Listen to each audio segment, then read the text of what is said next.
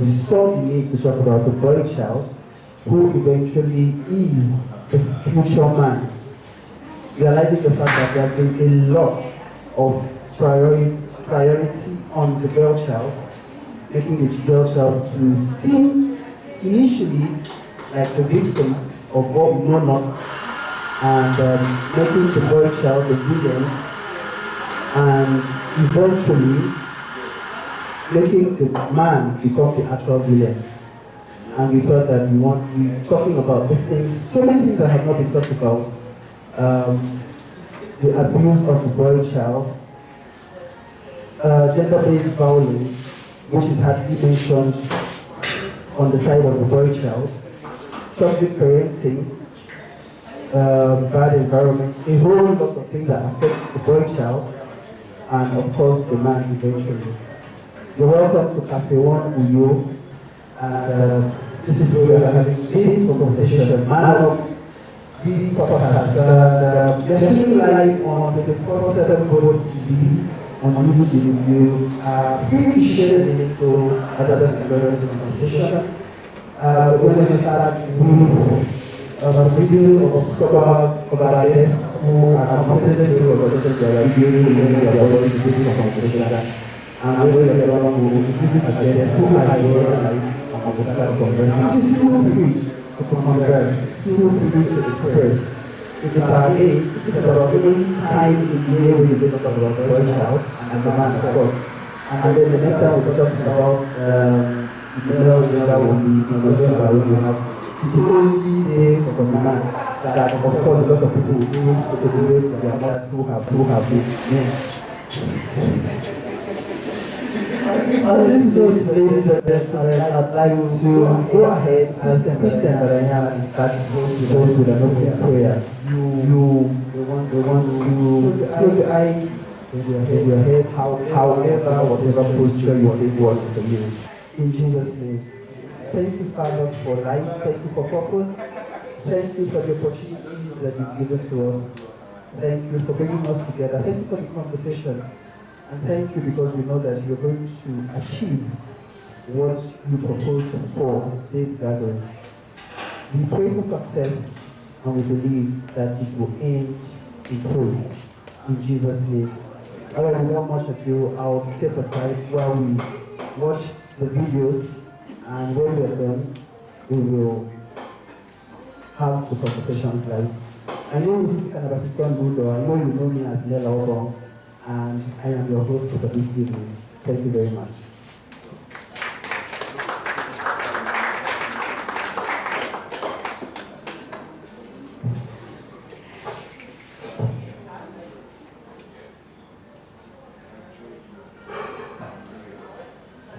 In 2005, I got a double promotion from primary 4 to primary 6.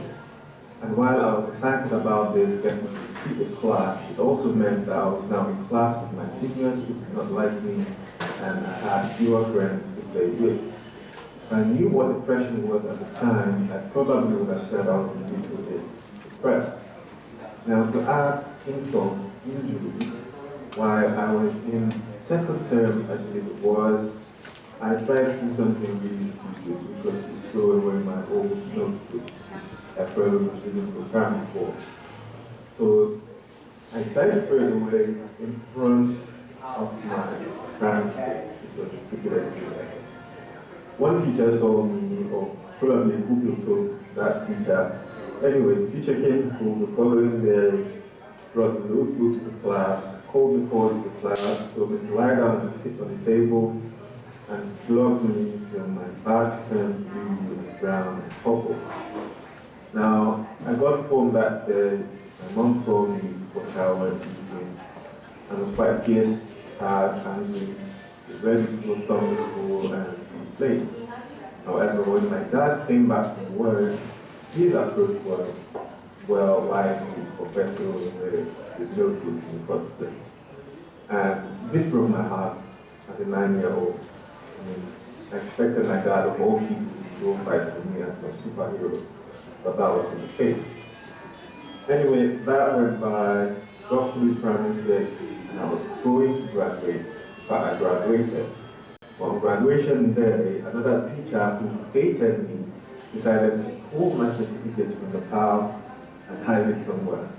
And so when every kid went across the field or across the hall to get their certificates, shake their hand with me, reprisal, I didn't get to do that. And I was the only child who didn't get that. Well, my friends were there, my parents' friends were there, and it was another embarrassing and abusive moment for me. This time, however, my dad went to school the following working day, complained to the headmaster, basically knew how disappointed he was, and blah, blah, blah. And I was happy about this, actually. But the damage was already done. I already felt left out, I already felt abandoned, I already felt used and not listened to. And now, to add more insult to this injury, my parents decided to send me to boarding house. And this was the scariest, saddest thing ever for me. I tried to cry, kick, begged everybody, begged my grandparents, said I don't want to go to boarding house, it was the worst thing ever. Like now they say in the matter, I got to boarding house, the seniors were reckless, they were wicked, they were abusive as well. The housemaster was also abusive. In fact, he later got suspended for hurting another student, but he was quite a wicked housemaster. He also didn't like me. And again, I felt abused, abandoned, left alone in such a situation. And I'm sure the way I'm speaking right now, some of you are like, this doesn't sound like a big deal, but to me, it was a big deal. These three situations, in fact, went on to shape my entire adolescence. I started dating by early, go from one girlfriend to another, almost every term, every session. I started to explore sexually and mess around with girls in class, girls in church, and so on and so forth, and my life was a mess. And it went on, in fact, to the early parts of my adulthood where it almost impacted some very important relationships in my life. And that was the time that I decided to do something about these things. I decided to reach out to pastors, counselors, to senior friends. I decided to confront my dad about his things of my own, and started to work on healing my inner child, that child that felt abandoned, that felt abused, that felt disrespected, and ignored. That child finally started to heal a few years ago. Today I can say that I'm a better person, I'm healed, I'm still healing, but I'm much healed, and I'm much better than I used to be. And I now show up in life in a better way. I have become a better version of myself, and it shows in my work, it shows in my relationships to the opposite gender, it shows in my relationships to older people, teachers and authority figures and so on and so forth. And my question to you is, what is your excuse for showing up in life the way that you show up right now? What is that thing that happened when you were younger or when you were a teenager that makes you act out the way you act out today? It could be that today in your romantic relationship you are too physical, you are abusive, you are physical with your girlfriend, your wife. It may be that you drink too much, you are addicted to pornography, or you can't seem to stay at home, you are always partying with your friends all day, all night. It might be that you are just not serious with anything, you can't seem to commit to a job, you can't seem to take life seriously, and you just have these excuses in your past that are linked to all of these things that you have not addressed. And my call to you today, along with Nela and the organizing team of this event, Man Up, is that you should man up, is that you should stand up and face these experiences, face this trauma, face this bad events, this occurrences in your past that make you show up the way that you show up today. Enough is enough. The world needs better men, the world needs better husbands, better fathers, and we can't keep holding on to these excuses, this trauma that make us act the way that we do. It's time to change, it's time to become best version of yourself. My name is Fokwe, and I hope this bless you.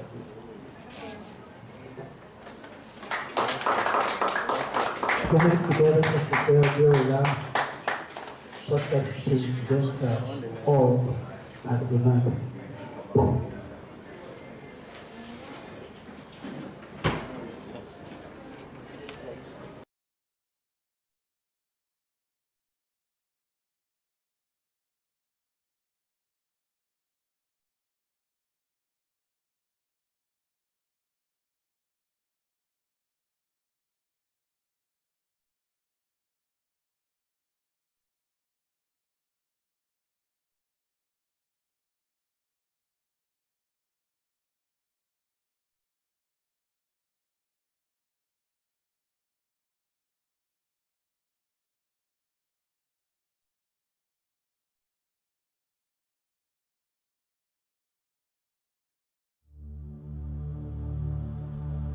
Hello there, I'm missaurainternational. If you didn't respond, you've either never met an Akwa man in your life, which I find very strange, or you just don't like my face. Either way, hello again. My name is David Williams, and it is such a pleasure to be sharing with you today. I did a very cliche thing when I was asked to send this video. I ran to AI because God knows I didn't know what to say. And the first thing I did was ask it to define a man and a woman. The response was pretty straightforward. A man is defined as an adult human male, while a woman is defined as an adult human female. I could have gotten that definition from a primary 4 textbook, but that's my fault. So I dug a little deeper, and I asked what it means to be a man versus what it means to be a woman. And that is where it got interesting. See, according to AI, being a woman encompasses the social, cultural, and individual experiences of a female-identified person. In contrast, it describes being a man as a multifaceted concept that includes both biological sex and societal expectations. I latched onto those keywords. Because by definition, while a woman is defined by her personal experiences, a man is often defined by the expectations imposed upon him by society. See, it gets even more disturbing when you ask further what society expects of a man, but there's a lot of responses to that, and I'm not willing to go all the way down that rabbit hole, so I'll give you the short version. There is an expectation that men must always be stoic providers, meaning men must do whatever it takes to provide for themselves and those who depend on them, regardless of their situation, and do all of that without showing emotions of vulnerability such as sadness or fear. So in summary, society says, to man up, you must chest responsibility and never cry, never show fear, no matter how heavy it gets. So here's my own argument to that. To show what it means to man up. To man up is to feel emotions as they come, cry whenever you have to, and act in spite of fear, because that is the very definition of courage. It is to take responsibility for your actions, your community, and more importantly, for your life. See, my father is one of the strongest and one of the most independent men I know, and I am the first son to a hardened disciplinarian who beat me enough to cover for 4 children, me and my other 3 siblings. But as strong and as independent as my father is, I remember that whenever my father would discipline me or make decisions about me, he would always say, "Item meke si bontum," or "Item meke si namtum," meaning my father used to say this, or my father used to do this. Only when I was old enough to understand him better did I fully appreciate the fact that he was just doing his best with the knowledge he had, and he was always just someone's son. And he learned from a father who also probably didn't know any better. And that's the base of what I hope that you take away from today. We are only as strong as our communities. We are only as strong as our communities. They shape us. They will either make or break us. So like the Black American initiative of each one, reach one, I ask only one thing. Please, whenever you reach an understanding in your life or a turnaround from a breaking point, please reach another boy or man who is going through it or is yet to reach it and help guide them on their journey. You don't need all the knowledge or the resources in the world. You just need experience and patience to walk with someone. I'll end with this. I read recently that an anthropologist, Margaret Mead, famously said to her students who asked, she said that the first sign of civilization was a femur that had been broken and healed. The femur, the bone in the leg. See, that discovery signified that someone had stayed back to help another person who was incapacitated. In her expert opinion, it illustrates that true humanity lies not in individual strength, but in our ability to care for one another. So in conclusion, being a man is not just meeting societal expectations. Definitely is not. I believe that it's about embracing our shared humanity. So stand with your brother. Support your brother. Because that is how we truly man up. Thank you for having me.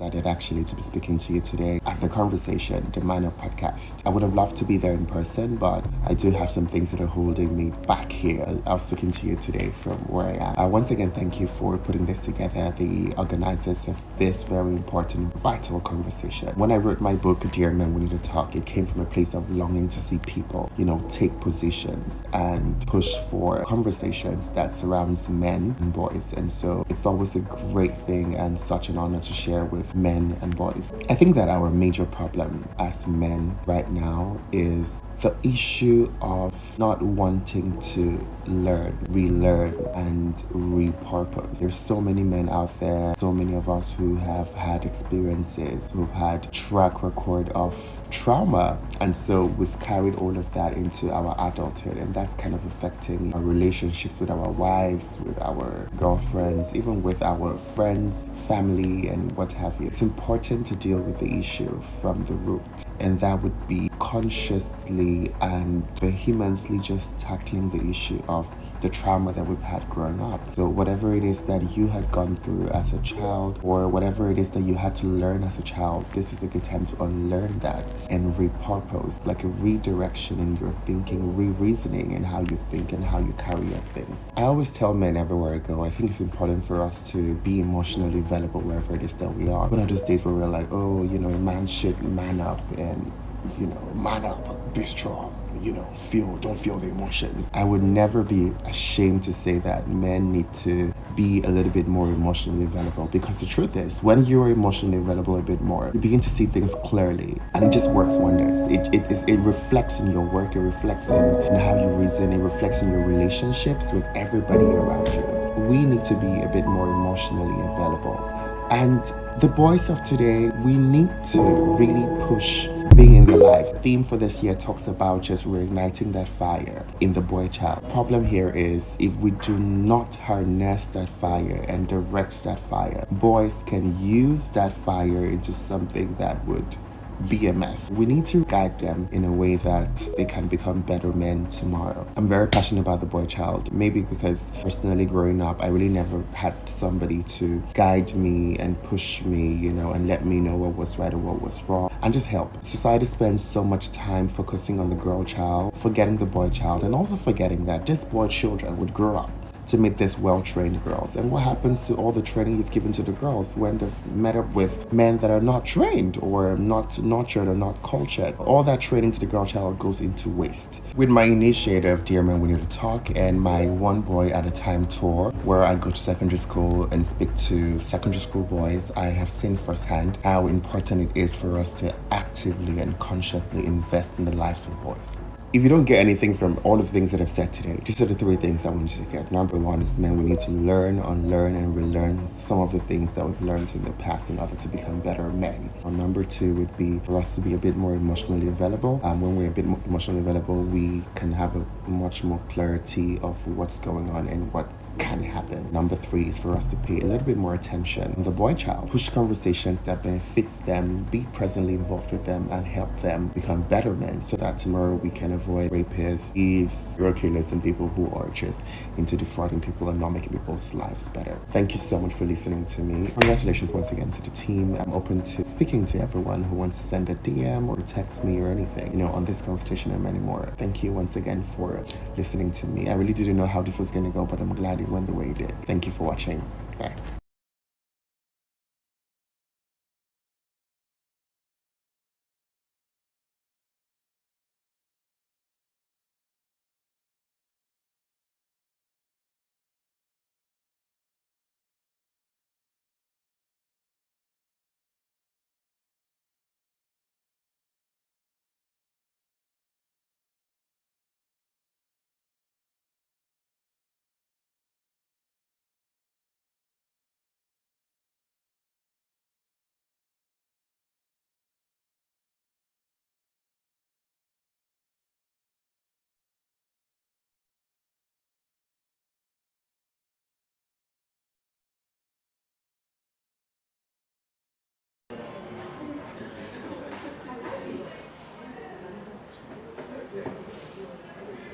Thank you so much, Grand Principal. Let's have the last video from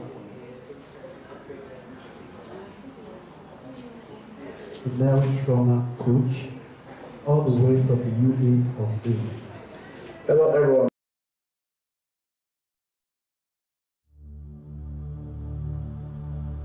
Hello there. I'm Miss Sierra. If you didn't respond, you've either never met an Akwa man in your life, which I find very strange, or you just don't. My name is Dr. Robert Marshall, and it is such an honor to be able to share in the amazing work that is being done. Listen, I'm here to talk briefly about the impact of male trauma and why it is necessary for us to continue to create spaces like this that empower boys and men to journey to wholeness. My framework for the work that I do is healing is the journey, wholeness is the destination. And what we're trying to do and what we're endeavoring to do is to create safe spaces to humanize the lived experiences of men around the world. If you're not familiar with my work, I am the author of a best-selling book, Echoes, The Stories of Male Survivors. And here, what we are endeavoring to do in Nigeria is to create a dialogue that allows boys and men's experiences to be humanized, seen, and heard.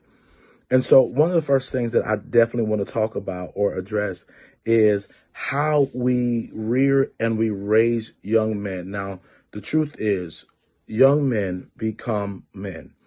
But also broken little boys become broken men. And so the broken boys that we have in our society that have experienced various types of traumas, whether it be abuse, whether it be neglect, whether it be or they're orphans or fatherlessness or death of a parent or a loved one, they continue to grow up with that level of with that trauma that creates a deficit in their heart and their soul. And when it is not addressed, when it is not healed, he becomes a broken man. Now, here's the thing. This is a systemic issue because that broken little boy becomes a broken man, and that broken man becomes somebody's father, somebody's husband, somebody's pastor, somebody's lawyer, somebody's teacher. And they take that brokenness doesn't disappear. It literally infiltrates the life and impacts the entire community. And my question is, how many broken boys have grown into broken men and still have not gotten the help and the support that they need in order to become well? Now, why does this matter? This matters because not only is he broken, but as a man, and especially in African culture, he becomes he becomes our leader. He becomes the one that is creating legacy in the next generation. Well, the problem is the people that get the short end of that stick is oftentimes the people that love him. And so it's his wife, it's his children, and it's the community. And so one of the reasons why we have very broken communities, because we have women who have been reared with discipline and with structure on how to be a woman and how to be disciplined. But then we have boys or men who have grown up immature because they have not had the same training, the same discipline, the same structure. And so that broken little boy, untrained little boy, becomes a untrained, broken adult who breaks other people. And this is for any of the women who are in attendance. How many of your mates have cheated on you? How many of your mates have been physically abusive to you? How many of your mates have done things to bring harm to you or the children or the community? And this is not everyone, because there are some amazing men who are doing amazing things around the world and in Nigeria. But how many of us have silent tears? We have silent pain. We have silent trauma that we don't address, that we don't talk about, because we are afraid and ashamed to tell the community or the world about what we're experiencing. This is why Man Up is so important. This is why our movement is so important. It is important because we are creating safe spaces for boys and for men to journey to wholeness, so that we can have a whole community, right?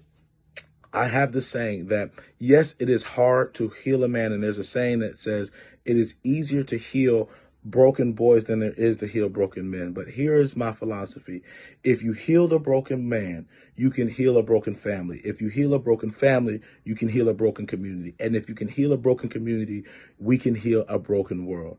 Man Up is important, and it's a movement, and it's a conversation that I pray that we all invest in, and we invest in having the hard conversations about breaking down toxic cultural norms that inhibit men from being whole, and have holistic conversations and how we raise our young boys so that these young boys can grow up with discipline and love.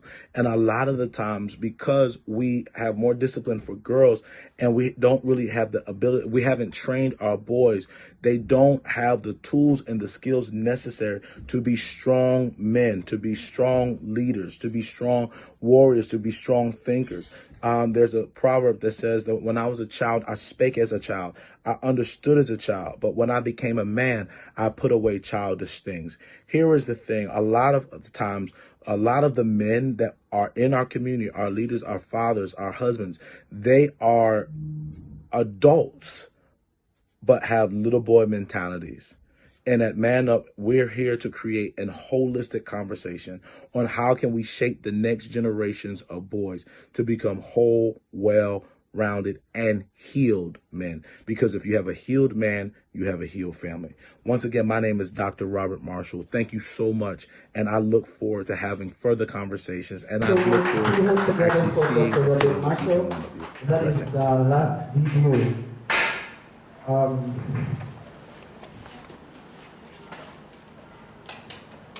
All right, thank you and welcome back. Um, all right, so we actually said earlier that, we posted today that we will be gifting 5 people who are here on time. We have some copies of the Grand Prince Guitar's book, Dear Men, We Need to Talk, and we have ties, we have socks to give out. So if you are among the top 5, if you want to sponsor the Begging Five Star, by all means.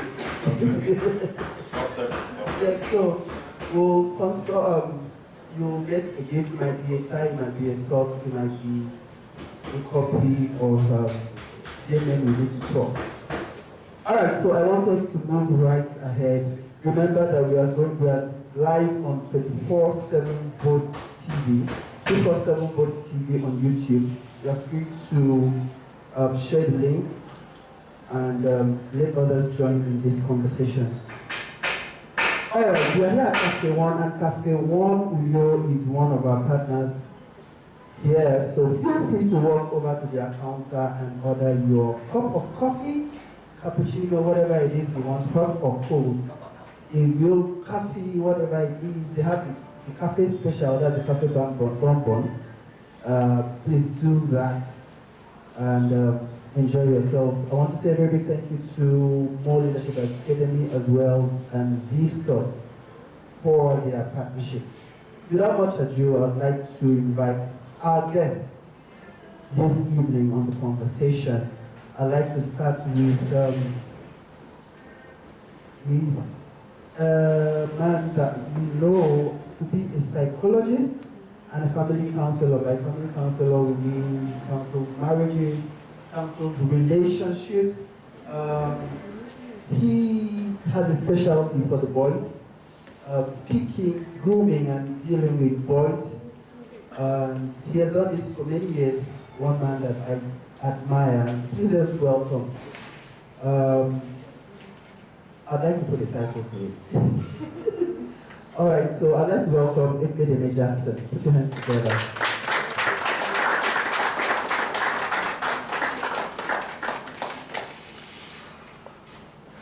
Right on the heels of that, I'd like to invite an educator, a thespian, a dancer, but he's passionate about the boy child. He speaks passionately about the abuse of the boy child. I was privileged to have a conversation with him once, and he spoke passionately about the abuse of the boy child, boy rape, which he had mentioned and talked about. And so I thought it would be beautiful to have him speak passionately here about his concerns. So ladies and gentlemen, put your hands together and welcome Jackie Africana. That's what I call him. Jackson. Another psycho somebody, but this time psychotherapist. Those words.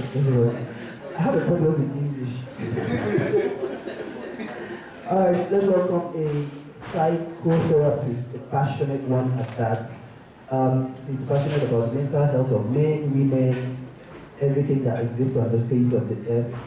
And the topic for Boy Child Day this year focuses on the health of the boy child. That's mental, emotional, everything health. And it will be a pleasure for us to hear his thoughts on this. Ladies and gentlemen, if Cafe One people will allow, please put your hands together and welcome Udeme Okona.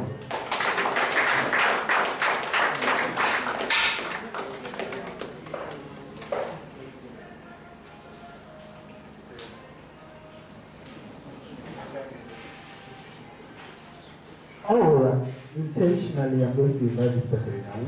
He is an educator, he is a chef, he is a thespian, he is a TV presenter, another passionate person in the conversations around the boy child.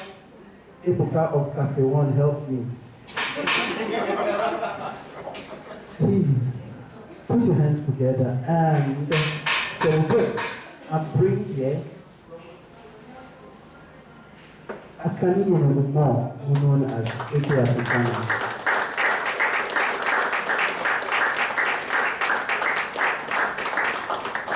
The soundtrack. The soundtrack that we are having behind us, the soundtrack that we are having, yes, that's what I'm trying to avoid. Thank you so much. After one, you heard me. Alright, the last person, but not the least, I know him to be very passionate about the growth of young people. I decided to call him a life coach. He said it's too much a word for him. But I've seen him coach and young people, teenagers, youths, and he's very good with counseling too, unofficially. Please put your hands together for Jimmy.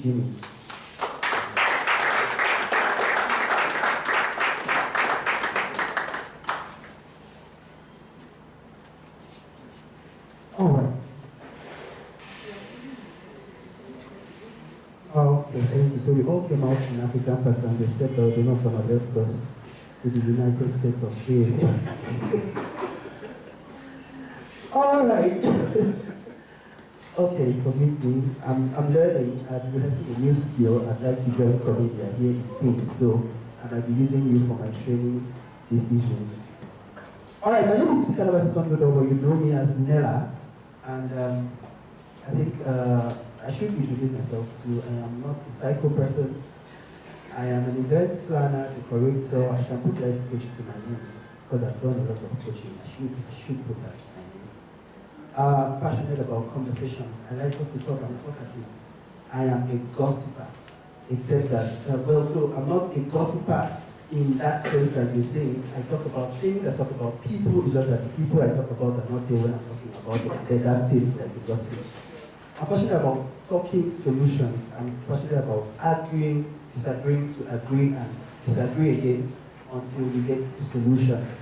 And the purpose of the conversation is for us to deal with issues and have a solution. And I want to hope that at the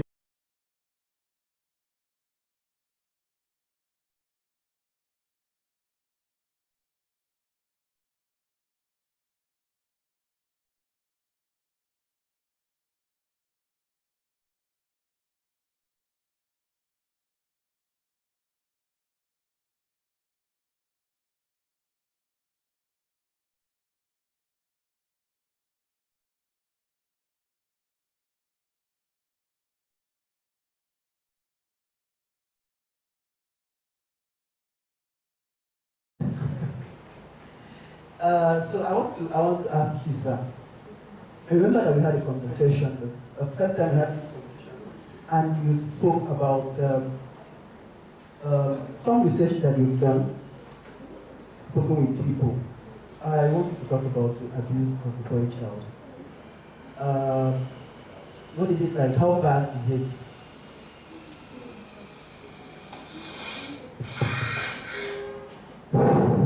Okay, good evening, everybody. Okay, I remain that singer Batida and come about. That's my real name. Not say. Okay. Alright, so Dr. Africana is stage name. Alright, so I would like to start with asking us a few questions. I wrote some things down, and I said, between a boy and a girl, who do you think should be taken care of the most? Okay, who should have more attention and care?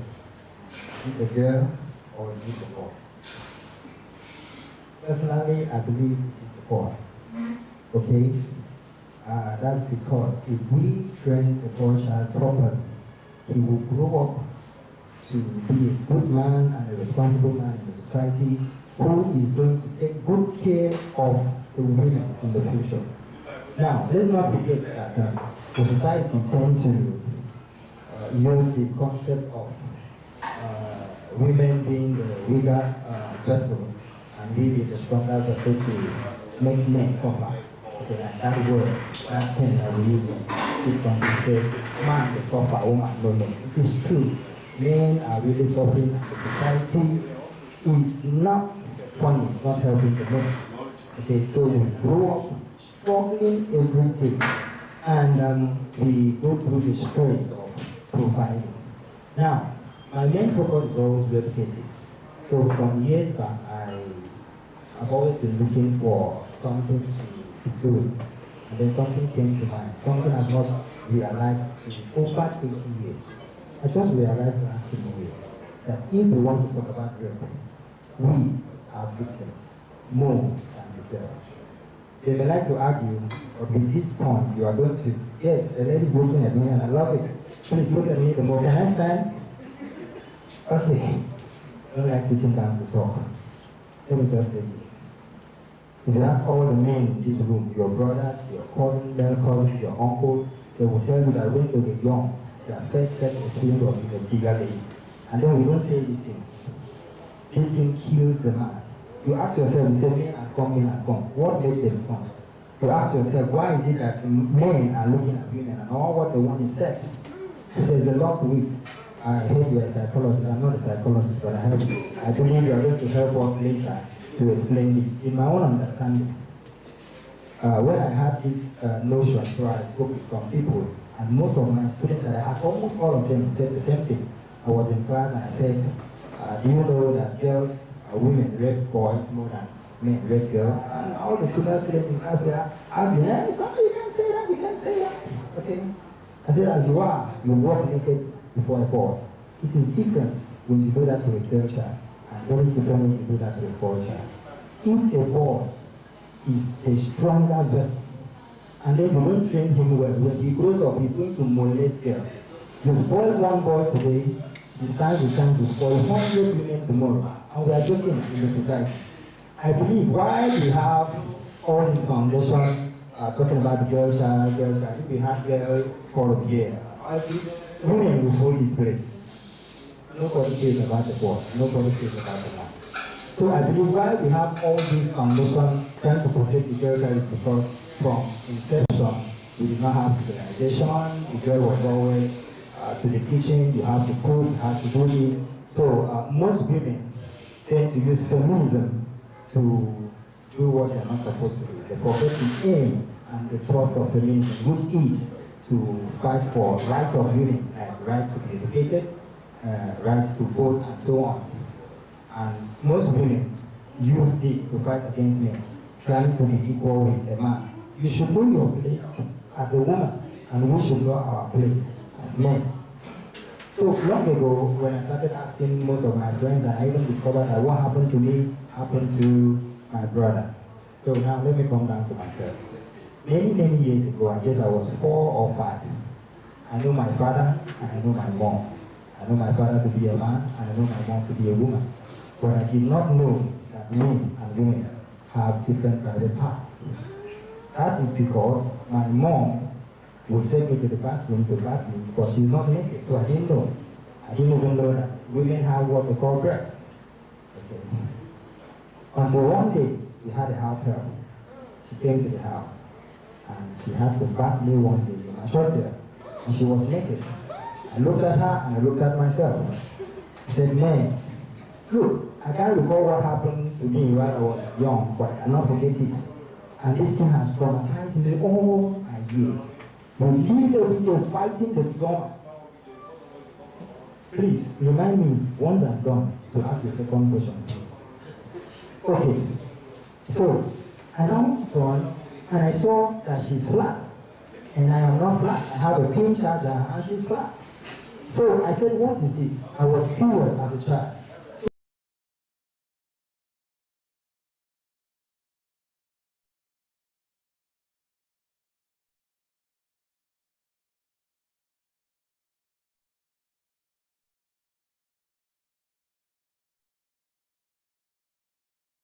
There was no civilization like this, and this happened. And since that day, I am always eager to see what is under a woman's leg. As a child, that was bad. Now, if I was not a shy type and growing up to the level that I am now, I would be raping women. So every time we talk about rape, on publication is a man raping a woman. Domestic violence is always a man. Nobody talks about the psychological trauma that we go through, the abuse that women abuse us. What they say. Now, my second question is, Why do we have more widows than widowers? Have you asked yourself that? The man go through stress. Wife kill us, we die. But I will not die. You understand? We will not die. That's the truth. Honestly, I believe. If you want me to die, we'll die together. Okay. Forever for us. Okay. So, the man is thinking on how he's going to provide for the family, for himself, for the wife, and when he comes back home, the woman is, oh, get this, you're not doing that, you're not doing it. You're thinking of the child, the abuse. Now, I was talking about rape. You know, when a girl child is being raped, okay, she feels pain, there's physical pains, right? And then psychological trauma, emotional trauma, and so on. But Mr. Steven, let me say, sorry, let me use you as an example. If you go into a room with a girl, and then you come out, and you shout, "Rebel!" will they believe you? Nobody. These are things we won't talk about. But let's say, even if a woman bigger than you comes out to say that you abuse her sexually, they will arrest you. Without the law investigating to know whether what she is saying is the truth or not. So we are really suffering. Every day, every time we are suffering. The man will die and leave the woman. We have no widows. Now we have organization. Protect the girl child, protect widow, protect women. What about the men? Because if you groom a child, a boy child well, if you teach him discipline,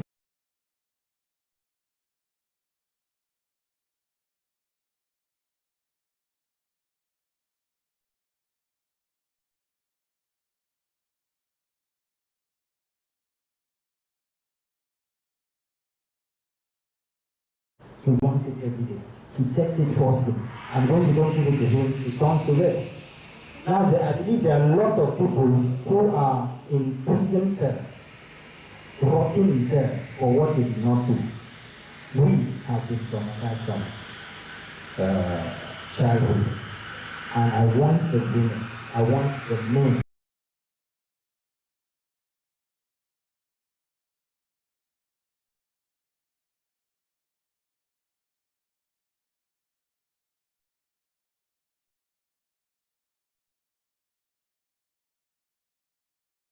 I'd like to speak, I'd like for David Jackson to talk to us. In your experience as a psychologist and family counselor, that's all encompassing. That means you've interacted with parents, you've interacted with children, you've interacted with teenagers, adults, infants, possibly.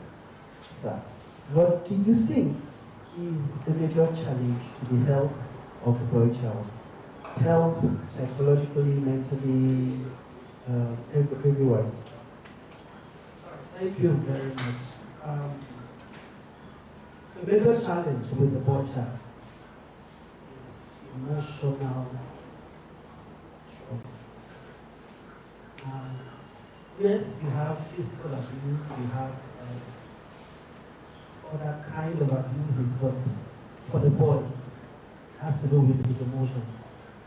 And it comes basically from the words that are spoken to him. Not just the things that are done, but the words. You know, we give more attention to things that are visible. The slapping, the beating, the was raped, and all of that. But for the boy, it has to do with the words that are spoken to him. Just the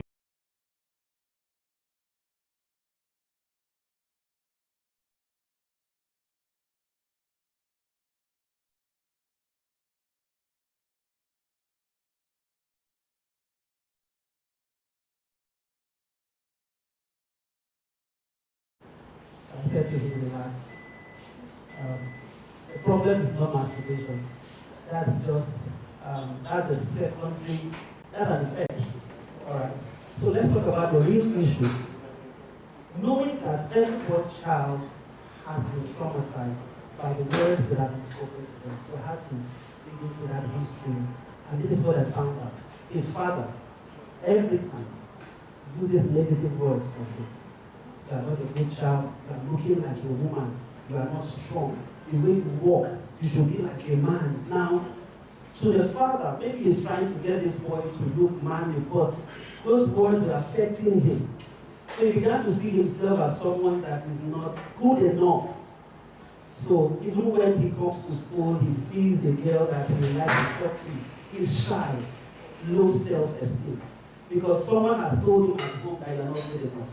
And that's one thing a lot of boys have been victims of. And we trace it down to our culture. The West. There's a name that they give to their king, it's called Kabiyesi. And the correct pronunciation is Kabiyesi. It means there's none to question you. So every man is seen as someone that must be strong, must be the one taking responsibility, and nobody should question you. That means you are the all-knowing.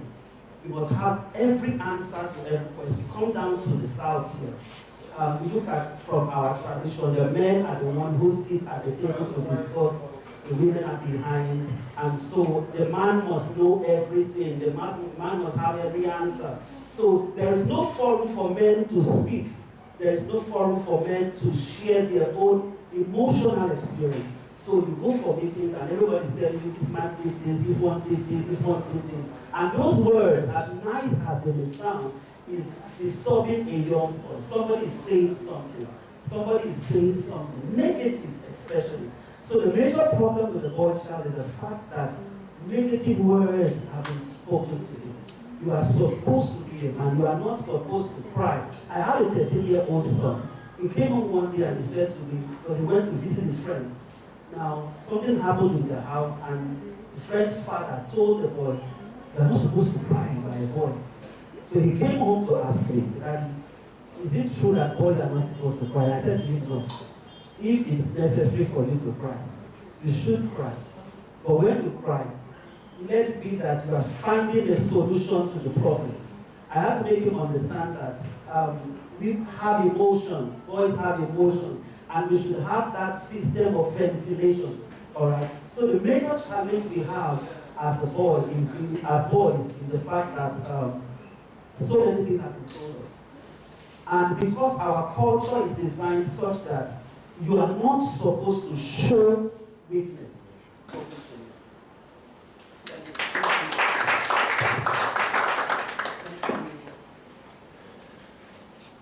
All right, thank you very much, sir. Let me move to the person right beside me.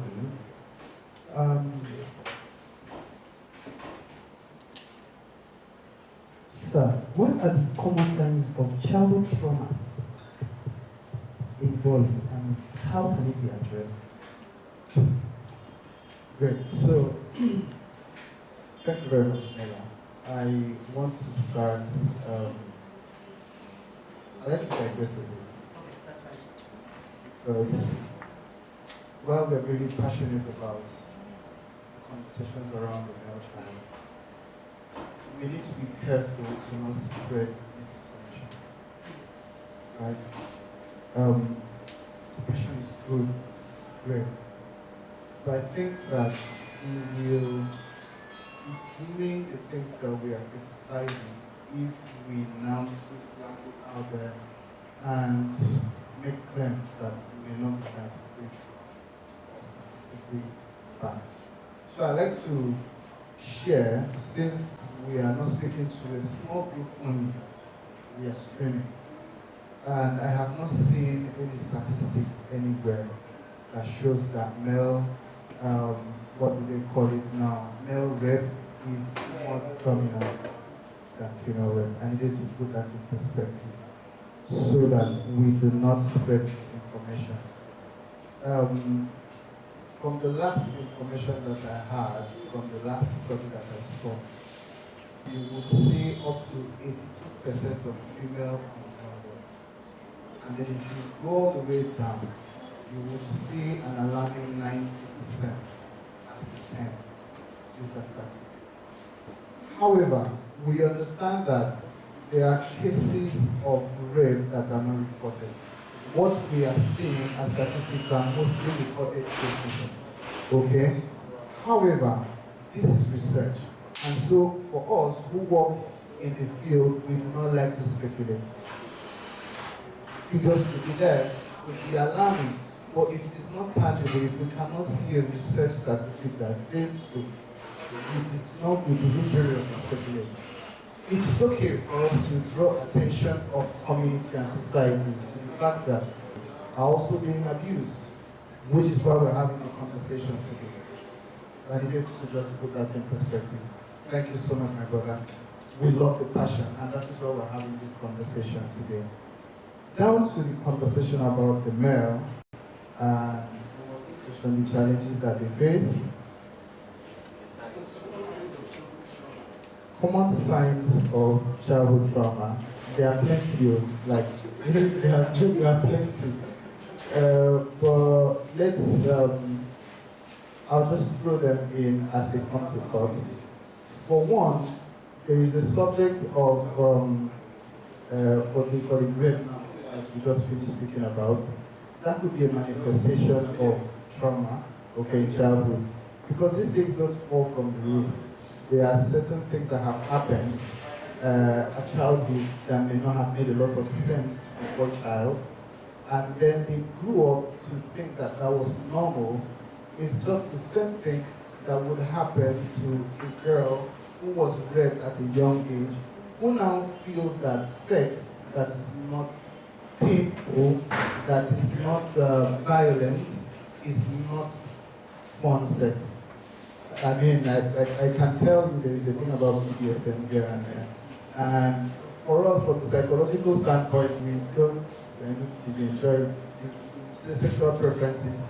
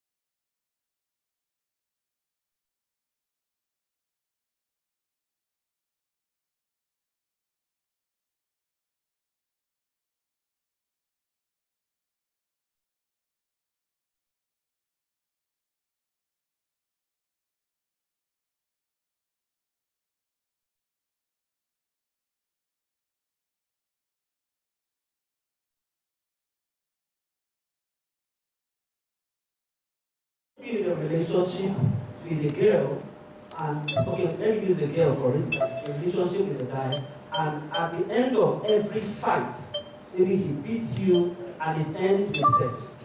There is a kind of pleasure she enjoys from that particular sex. Now, she has her mind, I always tell people that our mind has a mind of its own. Your mind does things that you are not even aware of. So, unconsciously, she has linked pleasure with pain. So she grows up enjoying sex when it comes with pain. So if you don't inflict pain on her, the pleasure is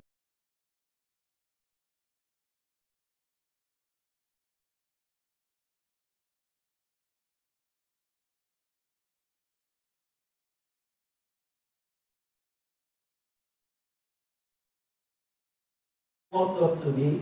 He had a challenge. He said anytime he sees a baby cry, he gets sexually aroused. Now, yes, those are the issues that we handle. So I understand why you are doing that. But look at this. When he explained the whole, I know that there has been an experience growing up that has. Our personality is the configuration of our behavioral response pattern from the experiences we have had and how we adjusted to those experiences. Now, so I did a lot of digging into his history, and this is what I found out. Some years ago, he was with a friend, and his friend was molesting the baby. Yeah, his friend was molesting the baby. He said he was there, and the baby was crying, while the friend was excited from it. So he was just there. What he said, he couldn't stop his friend He couldn't help the baby. He was just standing there. What he did not know, that picture had traumatized him. So unconsciously, there is a record in his mind, and it's linking the tears and cry of the baby to sexual arousal. So he didn't know what happened. He didn't know when it happened. And that's how this thing, you won't know when you have been traumatized, and you won't even know how it affected you. So growing up, he sees the baby cry, and the next thing he's feeling some, and he's wondering, why am I'm supposed to help this baby, but this is how I feel.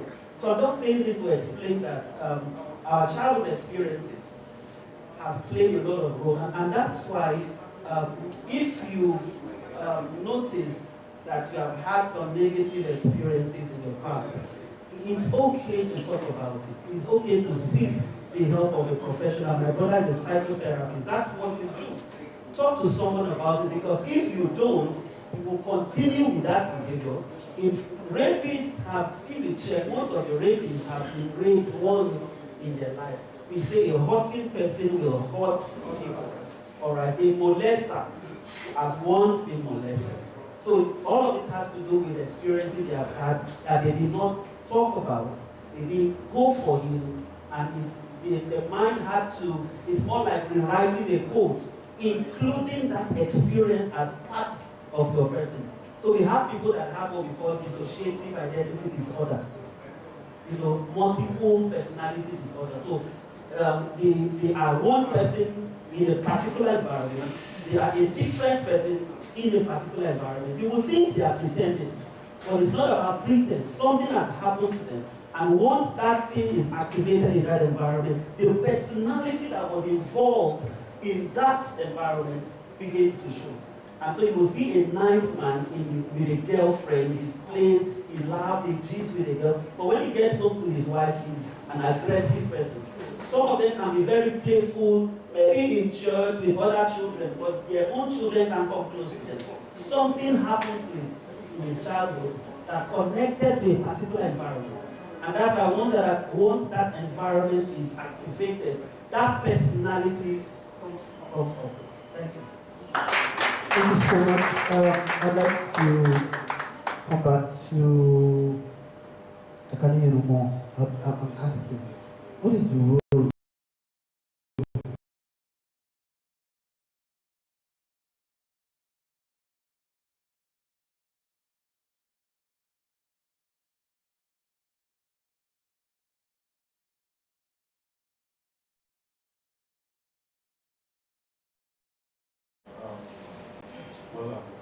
Parent.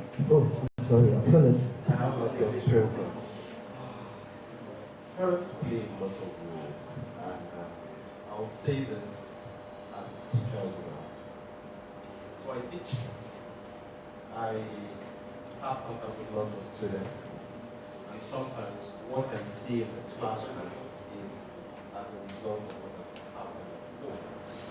But again, you have to be careful in addressing these issues, because he has mentioned something, he has also mentioned something.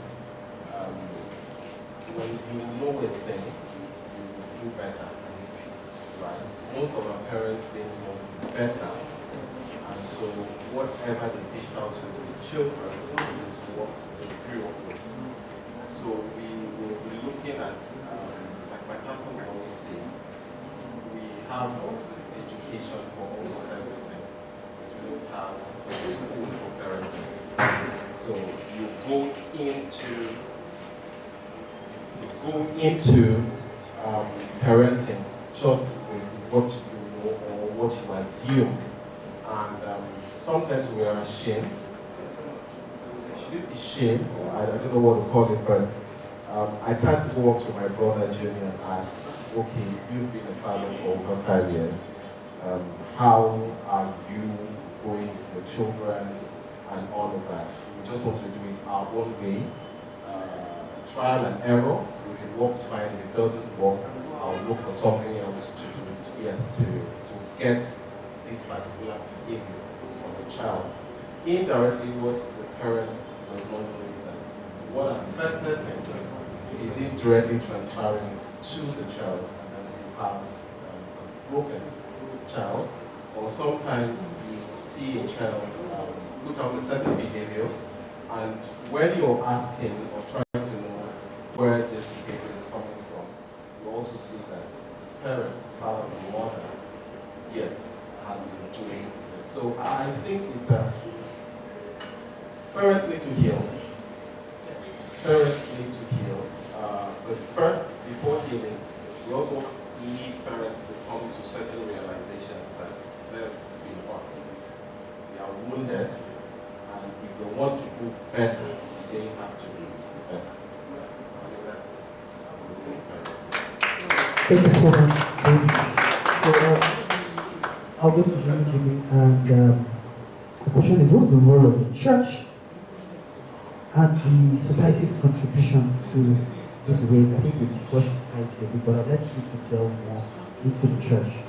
What has the church been doing wrong that is affecting the boy child? I'd like to say, some people say, oh, I grew up in the church, but I left. I was this person, was there. Some people say, oh, I was in the church space, I was doing well, and something happened, especially the men. They have a lot to say about church, but I'm not going to church again because what do you think is the church's contribution to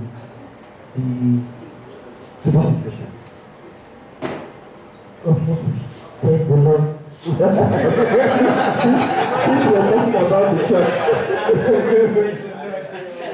Okay, let me start by appreciating you, the host, and of course, these very seasoned men that I'm seated here with. It feels like a setup. he had to put the title of life coach on me, which I felt too weighty, the title to carry. I'm a bloody civil servant. That I don't like to be identified as one because of the stigma that civil servants go through for women. 2 years ago, I turned 40.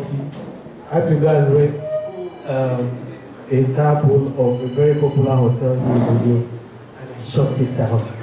Even as a civil servant, he was there, and Nela, our host, was there. Thank you so much. That's on a lighter note.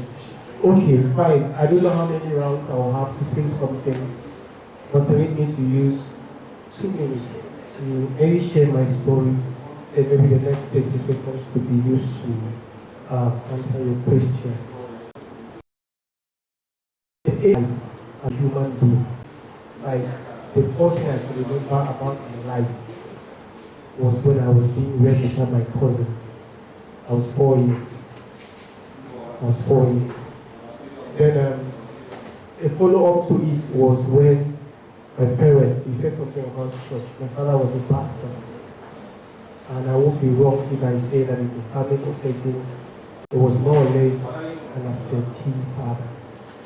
He was very busy with the things of God. My mother was very busy with her training, and we were left at the mercies of our house help and my cousin, who raped me constantly. And they threatened me, and if I tell my parents, they will stop giving me food because they were in charge of food in the house. And knowing how much I loved food, that was scarcely available sometimes, I didn't want to joke with my rations. So I couldn't mention it to anybody. This happened for years, I can't remember to count. But I'm going to make a very unpopular point. I don't know how many people here will share that sentiment with me. I did not allow, we have a psychologist, we have a psychotherapist, with their huge drama that almost made me to shout, Kasongo!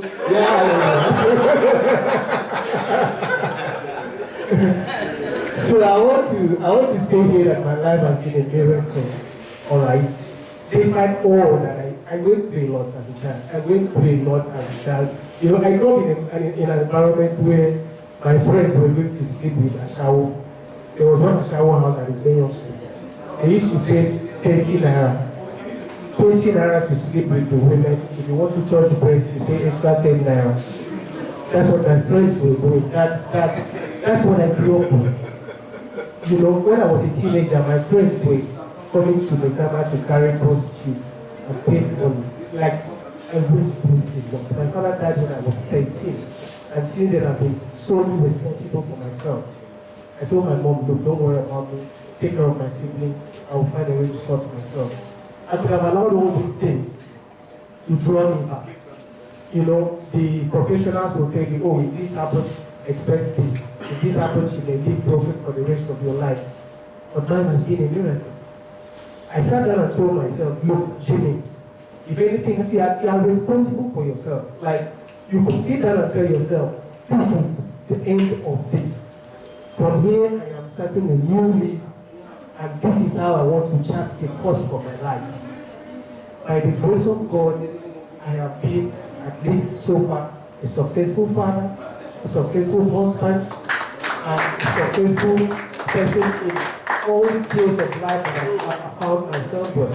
At least I have a few friends here who can testify to that. Back to your question, sir. Church is a very sensitive thing to touch. Sometimes in church we don't tell ourselves truth. This is my pastor, one of the pastors in my church. You know, sometimes something will happen in my church. We can't say it in church.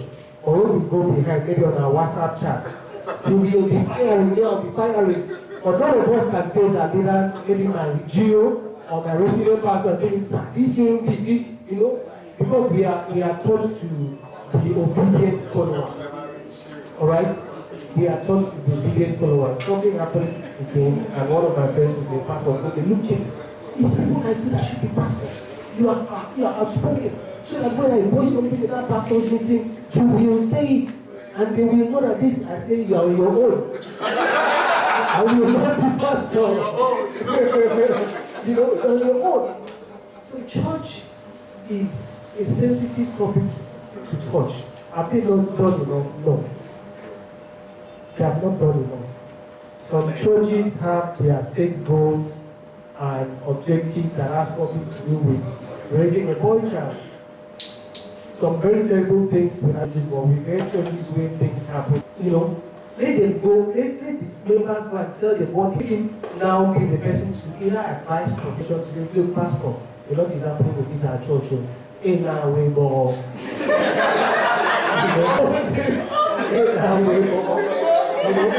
Some of these are young boys inspired that doing because, so sir, as you are vibrating people, let's vibrate also with the life and the psychological state of our members. The church structure, the church is the people. It's the people, it's the community. This is not inanimate things. And the soul of every human being is important to our Lord Jesus Christ. I will end there. All right, thank you so much. I'd like to ask, I'm sure we have questions. Do we have questions? Okay, before we get to that, I have a lot of, I'm not sure. I have exhausted time by the end of the day. But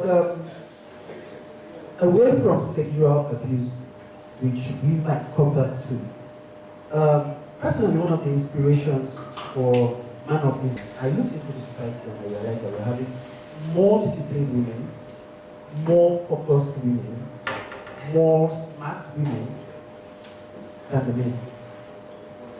I don't have the statistics anyway.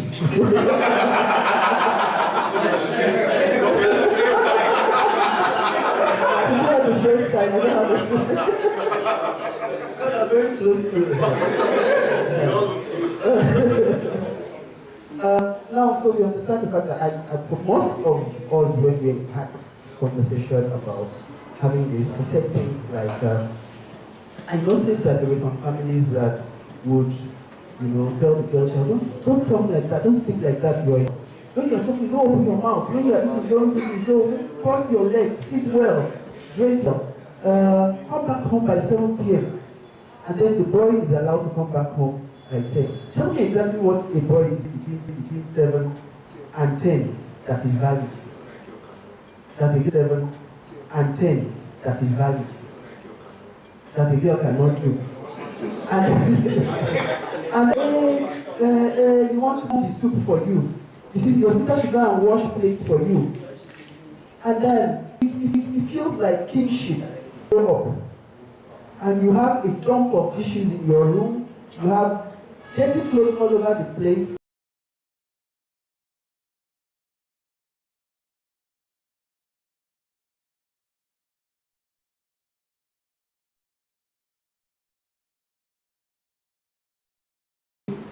You have hands on almost everything for yourself. You know, so it could be that any responsibility on the body. So we need to really come back home, discuss about well, we need to. I don't know about the so I'm just saying that the church has a huge role to play because those Sunday schools that we used to have as children helped us a lot. There are conversations we used to have, though they were very. The church spiritualizes everything. I believe that what you shared was a very important point. We need to have counseling section. Counseling, I'm not talking pastoral counseling, that you know, I'm very pastor. I felt a certain type of way the Lord is with you. And then you go home, still carrying the same burden that you came with. People want safe spaces that they can, and then the worst of all is that as you are done sharing on Friday service, so we need to create safe spaces. Okay. Before we go to Epidemic Johnson, you wanted to say something again concerning what we said before, and then of course joining with this. But before then, also I'd like us to know that Dr. Robert Marshall has asked that for those who would want to share their stories, that he would be glad to sponsor a book on behalf of Man Up. So you are free to please drop your names, drop your number if you want to share your experiences so you can heal others so that we can have this book done. Thank you so much, Dr. Robert Marshall. All right. Okay, so about the role of parents, I wanted to say something, but you have to remind me this question again. Okay. About sharing stories, I was going to talk about the case of parenting as well, and quite sadly, my elder brother and myself, we almost spoken to myself in my last 5 years. The last time we talked was in 2020, after the lockdown. And it's not about anything we did to ourselves, it is what our parents did. The fact that a mother or a father will openly show that they love one child more than the other. And there's a whole lot of preference. Take this to this one, because this one has the need. I remember one time I came back from school, mostly self-sponsored, and I have a number. But I remember one time I came back home, I needed 500 at that time, I needed 500 to add to what I had to type an assignment, and my mother lamented. How insensitive can you be? You've seen how the house is. What is your problem? And just then, my elder brother called. Like, he was somewhere for training. He needed money. My mother was. I was the one who took the money to grab me. That's wrong. I was still the one that sent to the bank to make payment. So years later, I mean, we've had this. I'm just looking at it. 2020, we had certain conversations, and he wanted to. I said, no, don't do that. You feel the one enjoying everything in the family. So if this was going to come to you, he said, no. I don't remember anything how to handle it, because I mean, this is her love child, her love child. The same for my third brother, which he cannot do any wrong before my father. Even at the point where as siblings we came together and said, look, your wife is calling for a divorce, and you think she's not good. The problem is you. You have bad character. So change. We went to meet our father. Said there is no reason for the divorce. Let's King just apologize. I promise not to do this anymore. Father was asking us, what did he do? So we're asking our father, did he tell you or you're not aware that he brought back the story I'm going to say this again, but let's talk about this issue. That the wife was in the house, 2 children, and he brought a mistress to the house. No man is going to take that. What elderly is wrong?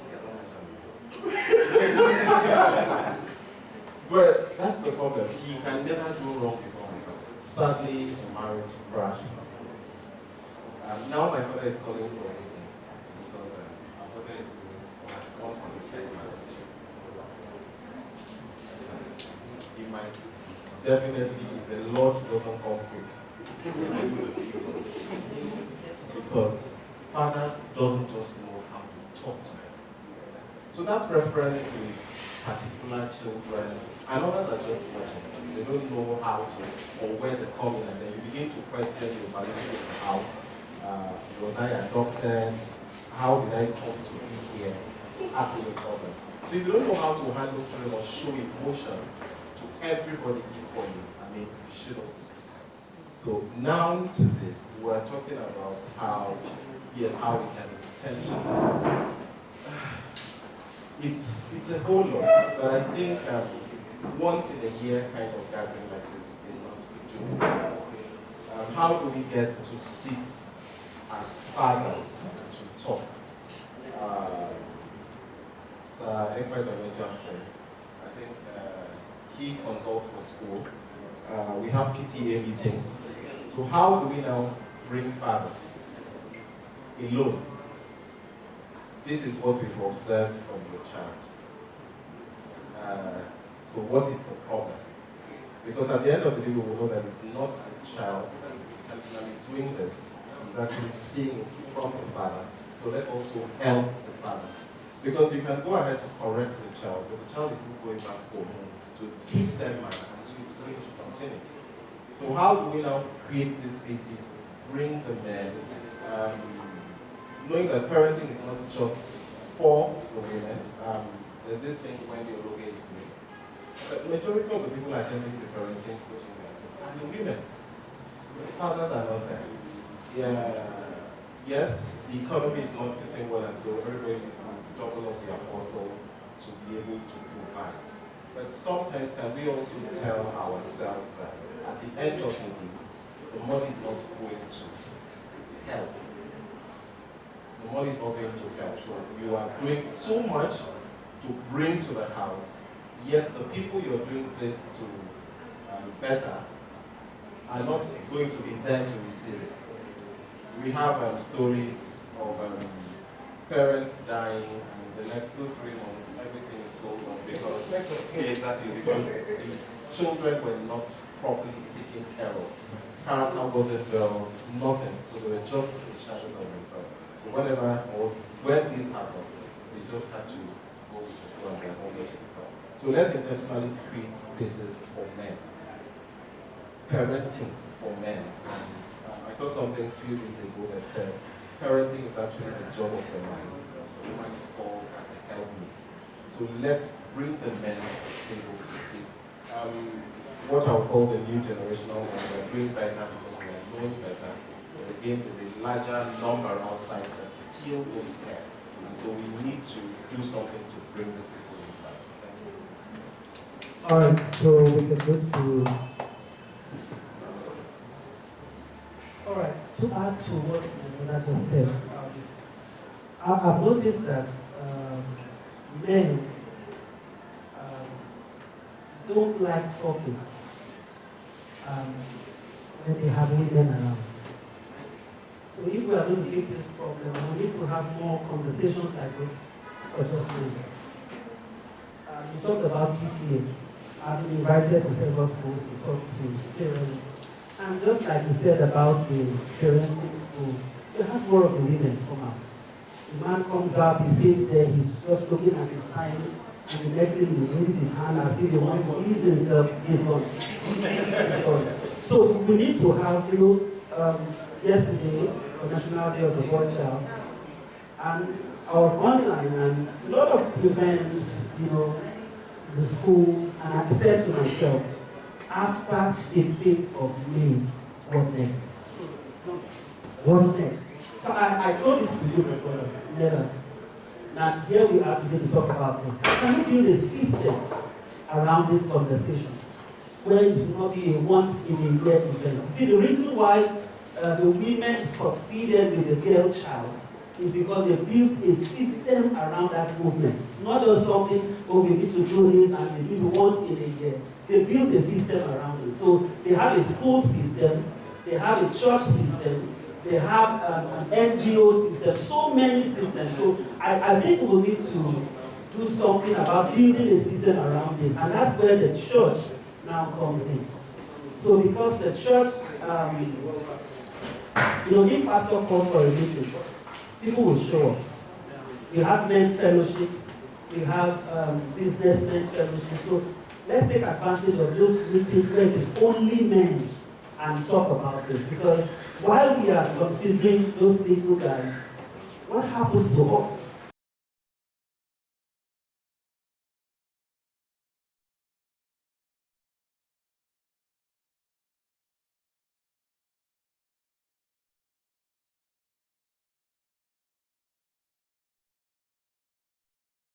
And we are not talking business, we are not talking politics, because that's the problem in our part.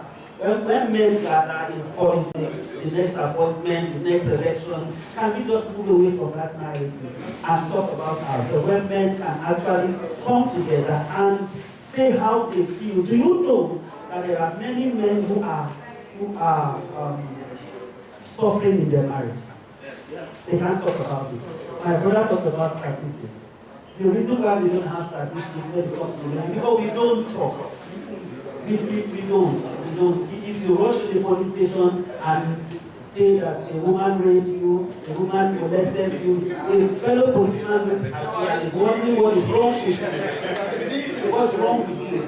But you see, so let's build whatever we want to do into a system that will be consistent. More men's gathering, more meetings in churches, more young guys, gathering where we are talking about these real issues.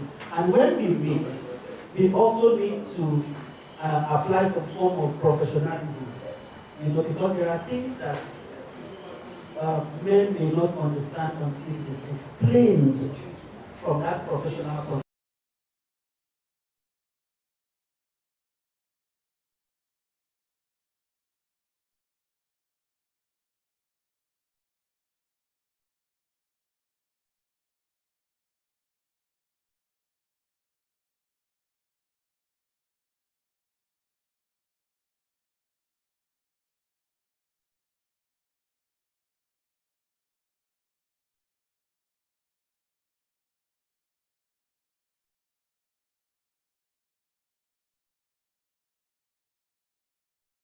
He didn't allow her to work. She was a graduate.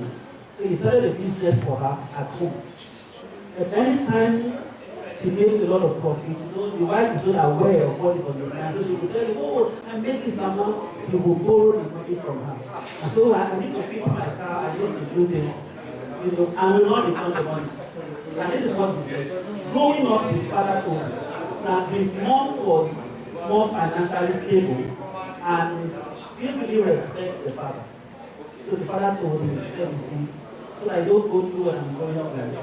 When you marry, your wife doesn't have more money than the wife. That's what his dad told him. And the father said it from a place of love. That's what he knew. He felt, I'm going through a lot. I don't want my son to go through this. And the only way he could explain his situation was, my wife has no money. That's why she doesn't respect it. So now the young man, very intelligent guy, very intelligent, but his wife doesn't have money. And he is actually very intentional about ensuring his wife doesn't have money. And he brags about it. So everybody that has, let's say, a rough childhood will only use that model to raise his own child. So my interest is us who are already here. Let's build a system around everything we are doing. Let's be more consistent and not just a once in a year event. All right, so in response to that, I'd like to say that man up has come to stay. And a very difficult decision at that, because putting this together has been a stress. And frankly, sir, it has been, this is 70% from my personal pocket, of course, I'm saying myself. But, sir, the friends who have reached out to sponsor a little bit at the union for man up.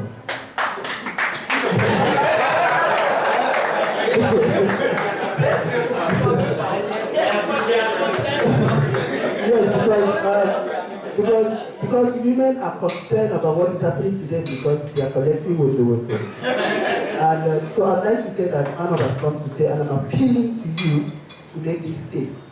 Support us mentally, emotionally, because now I'm going to be carrying a lot of other people's emotions, right? I need to be in the right frame of mind to get things done. So yes, but financially, we need the support mentally. Some of you know more English than I do. You can tell me what words to use, right? So we intend to do an actual podcast and have it run. We intend to have what do they call it? Like quotes on the internet, and we are all intelligent people here. We have quotes that can motivate us. So you can also share. We want to use our platform to have you share your stories, share your experience, share what you would want others to learn from. So Man Up has come to stay, and if you stay with your support, if you support. Thank you very much. And okay, yes, of course, adding to that, like I said, Robert wants us to put out a book because he feels like if people get to read, it will be helpful. And that's also a fact. You also can do whatever you can do from your own angle. Speak to someone around you. Bring people along. Let's talk to ourselves by ourselves. Let us heal so that we can be able to help others. On that note, I'd like for us to ask questions. We have less than 30 minutes to wrap up. I have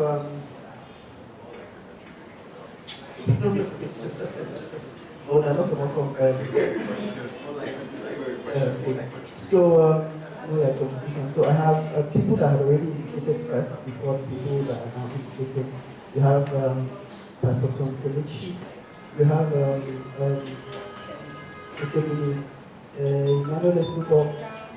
yes. And the lady, okay, we have two ladies here. Then we can come back to the other people. So let's start with you, sir. You would have to step out here. It doesn't matter.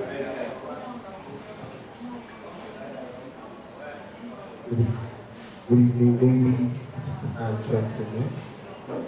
So, my question, we answer together, and I wish that we try our best to avoid personal views, because I believe a lot of us are shaped by experiences. So, because that's my constraint, I will respond based on how I feel or what I have experienced. So that leads me to the first question. How do we create a healthy template as to how these things should be run? I resonate to some speakers here more because some of them stood at the center. Because not everybody was abused. So some that were not abused may not relate to certain conversations, but they still have the challenges they face. So one, how do we create, this is not watering down the abused, I'm just saying how do we create a healthy template that whether you were abused or not abused, or you experienced this or you don't experience this, how do we draw the way generally? Go and wash the plates. As if every Nigerian mother went to the same primary school. And every Nigerian mother were trained by the same mothers. How did they create that template for the African girl that they even naturally, they see you carrying the plates, and they are, even the woke girls are moved to go and wash it. When the girl visits you, she's moved to enter your kitchen. How did they create that mindset? So from that, how do we now break down for the men? We say men are not supposed to do this, and this. because we will not be able to pursue all the single traumas and single experiences. Okay, two. Now, for the men, how do we manage curiosity of the man, especially sexual? Because a lot of us,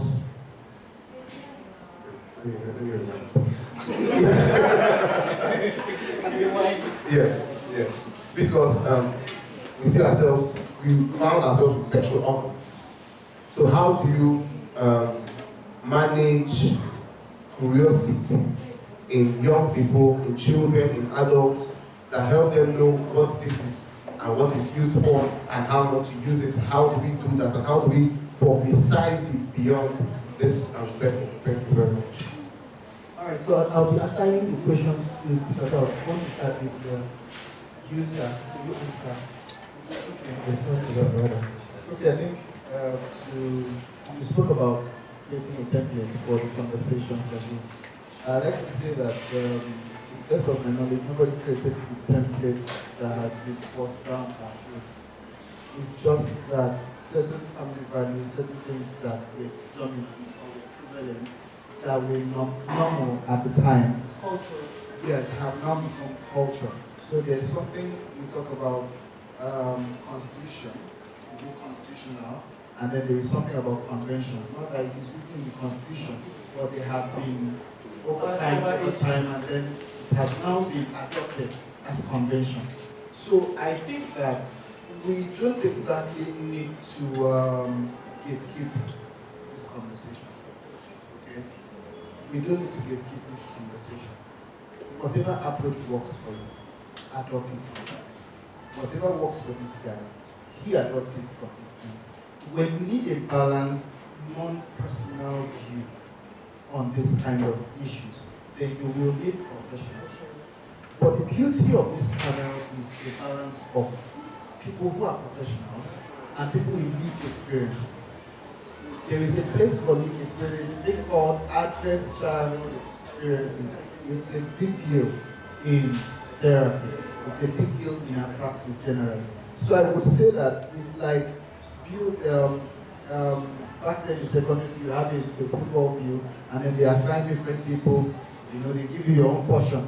There's someone who would cut with the right hand. There's someone who would cut with the left hand. There are people who will cut from different areas. But what is the aim? To make sure that we completely clear this place in here. So my thinking is that we don't necessarily need to get into the conversation. We don't need to work out the template. Who even says that after we put out the template that people will adopt it? My village people don't care about what they are saying. They want to do what they want to do, what their fathers told them that was right, and they will continue. And so if we do not on our own groom out, because I have, sorry to share this, but there's somebody that I noticed a neighbor, that their children have become something. When they come back from school, everybody must know that they're back from school. And I just told them they should groom whatever they want to groom, but the day that they don't have encounter with my child, you have problem. Do you understand my point? So my own is I am doing what I need to do. I am sharing with you that you can do better with this. But in the end, you will decide what you want to groom, whatever you want to raise. Do you understand? But there are some moments that we will reset each other's strength when things, tip to the other side. Then the second question you asked was about yes, you said about curiosity. For women, the point where we mostly begin to see issues around conversations around sex is the period of adolescence. Okay, so adolescence is generally in our practice, adolescence is a period of storm and stress. So this is a point where this growing up and coming adult is experimenting with things. Is trying out things. So, managing the curiosity will mostly be around the parents and the significant others who are around that person at the time. Sex education is very important. It is that conversation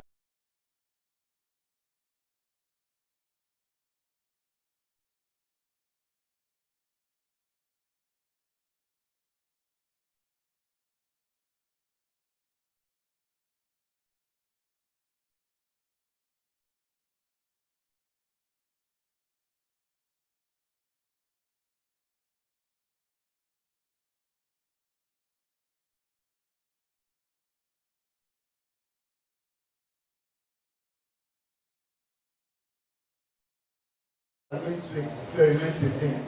But sex education is an important subject that we must share with. I think that while parents are making the effort, schools, through their counseling program, can also set up stuff. The church, too, can also help. It is a multifaceted approach that we must use to target this. But in terms of curiosity, the mind will be what the mind wants to do.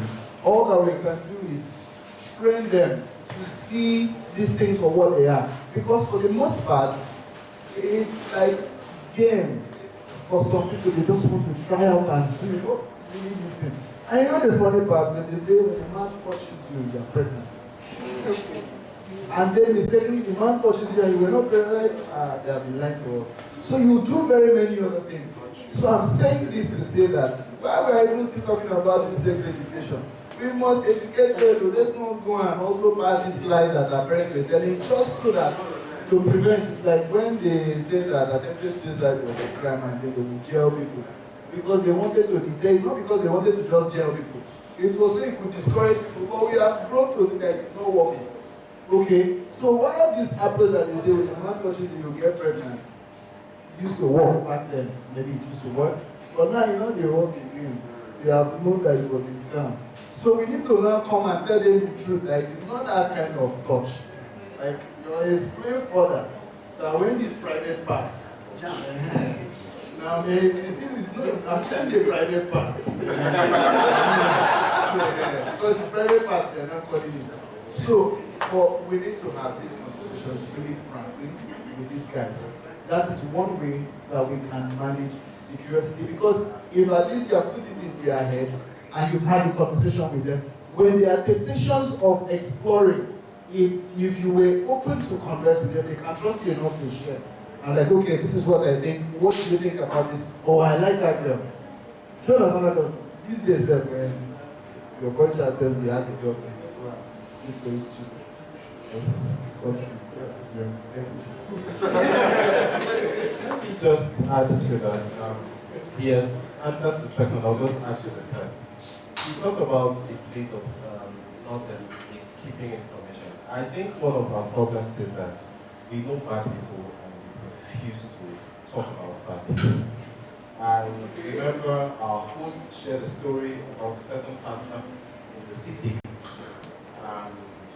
Then I had one of my students one time. I mean, I have lots of conversations with my students.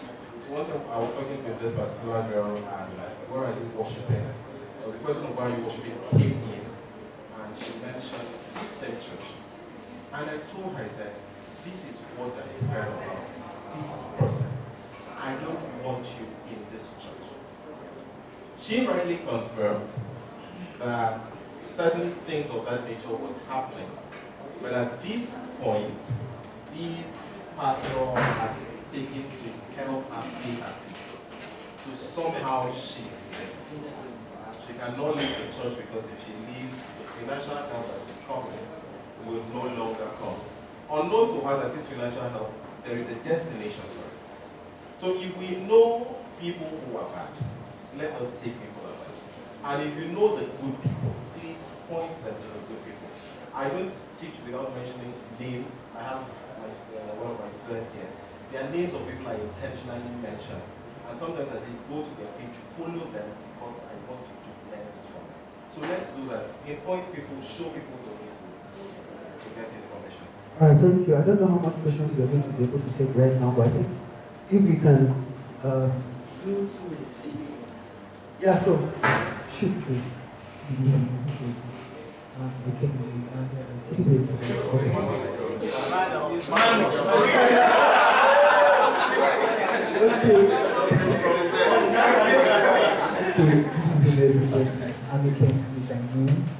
Thank Mr. Nela for this program. And when you said that it's a safe space that you can ask questions, pick up your mind, I was looking to ask you to come. We are more comfortable with that if I'm just sit back up. So I want to share personal experience of my life while growing up. I stayed with my mom while growing up, and it was this my landlord's daughter who was interested in her. Whenever I come back to school, I should go in and stay and then she would teach me all the basic things that I speak about schools and everything. That's only concern. So a very busy person who go to work, come back very late at home. And the first thing she entered there, I hope Sister Grace taught you everything today. You did your assignment, you washed your uniform, everything was well done. I said yes, yes, yes. But on knowing from my auntie, Grace was abusing sexually.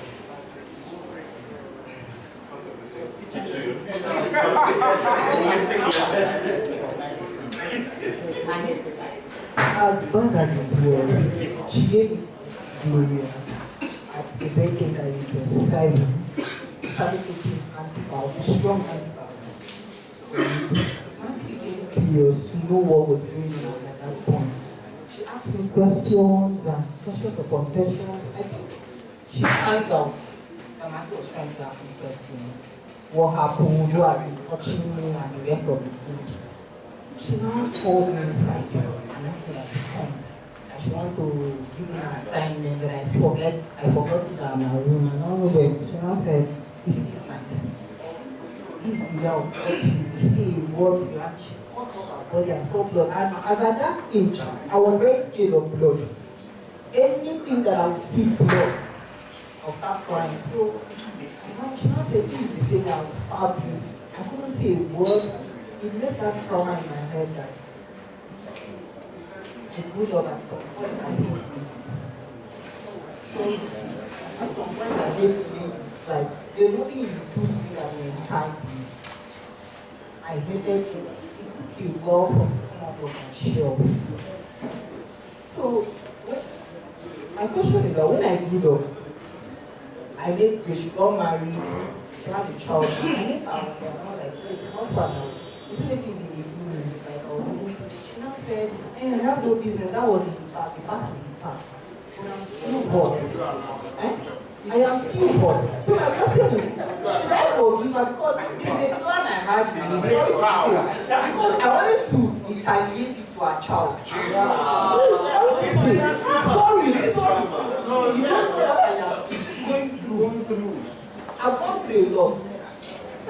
So I said to myself, I even have this conversation with my roommate. I told my roommate that I'm going to retaliate. And I was very happy that she has a female child. Then I'm going to retaliate this. Then I'm not going to retaliate. And I'm feeling peace. Maybe psychologists. So I want us to respond to questions that I want us to take questions. So we just take notes. Let's take notes. So start answering. Let's take the next question, please.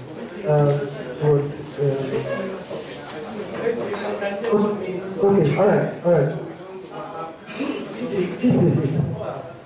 We can't tell you what to do here. You will need therapy. Yes, prayer is good. You know, when we talk about forgiveness, people don't know that forgiveness comes when you are healed of the trauma.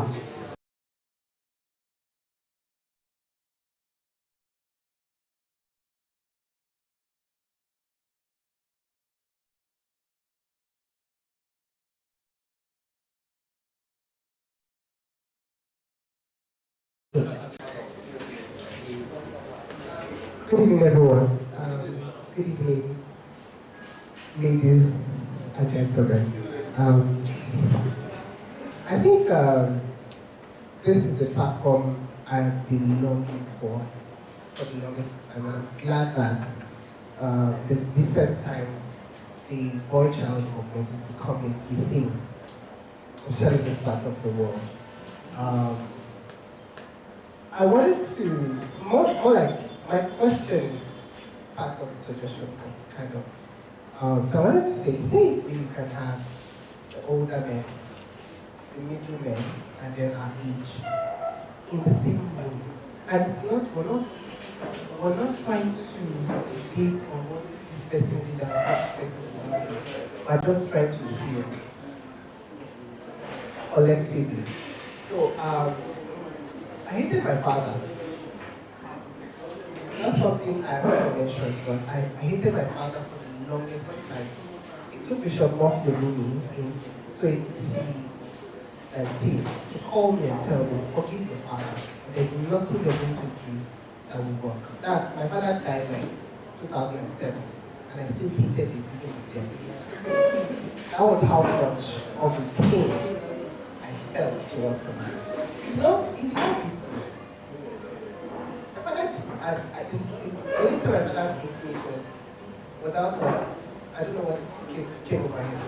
My father had never laid his hands on me. It was not because he was beating me, or I hated him. And it was that he put an enmity between myself and my twin. So, is there a way we can call this men and sit them together and tell them that there's something called favoritism and it's a form of abuse? It's a form of abuse. It may not be intentional, but it's something that happens, especially in our homes.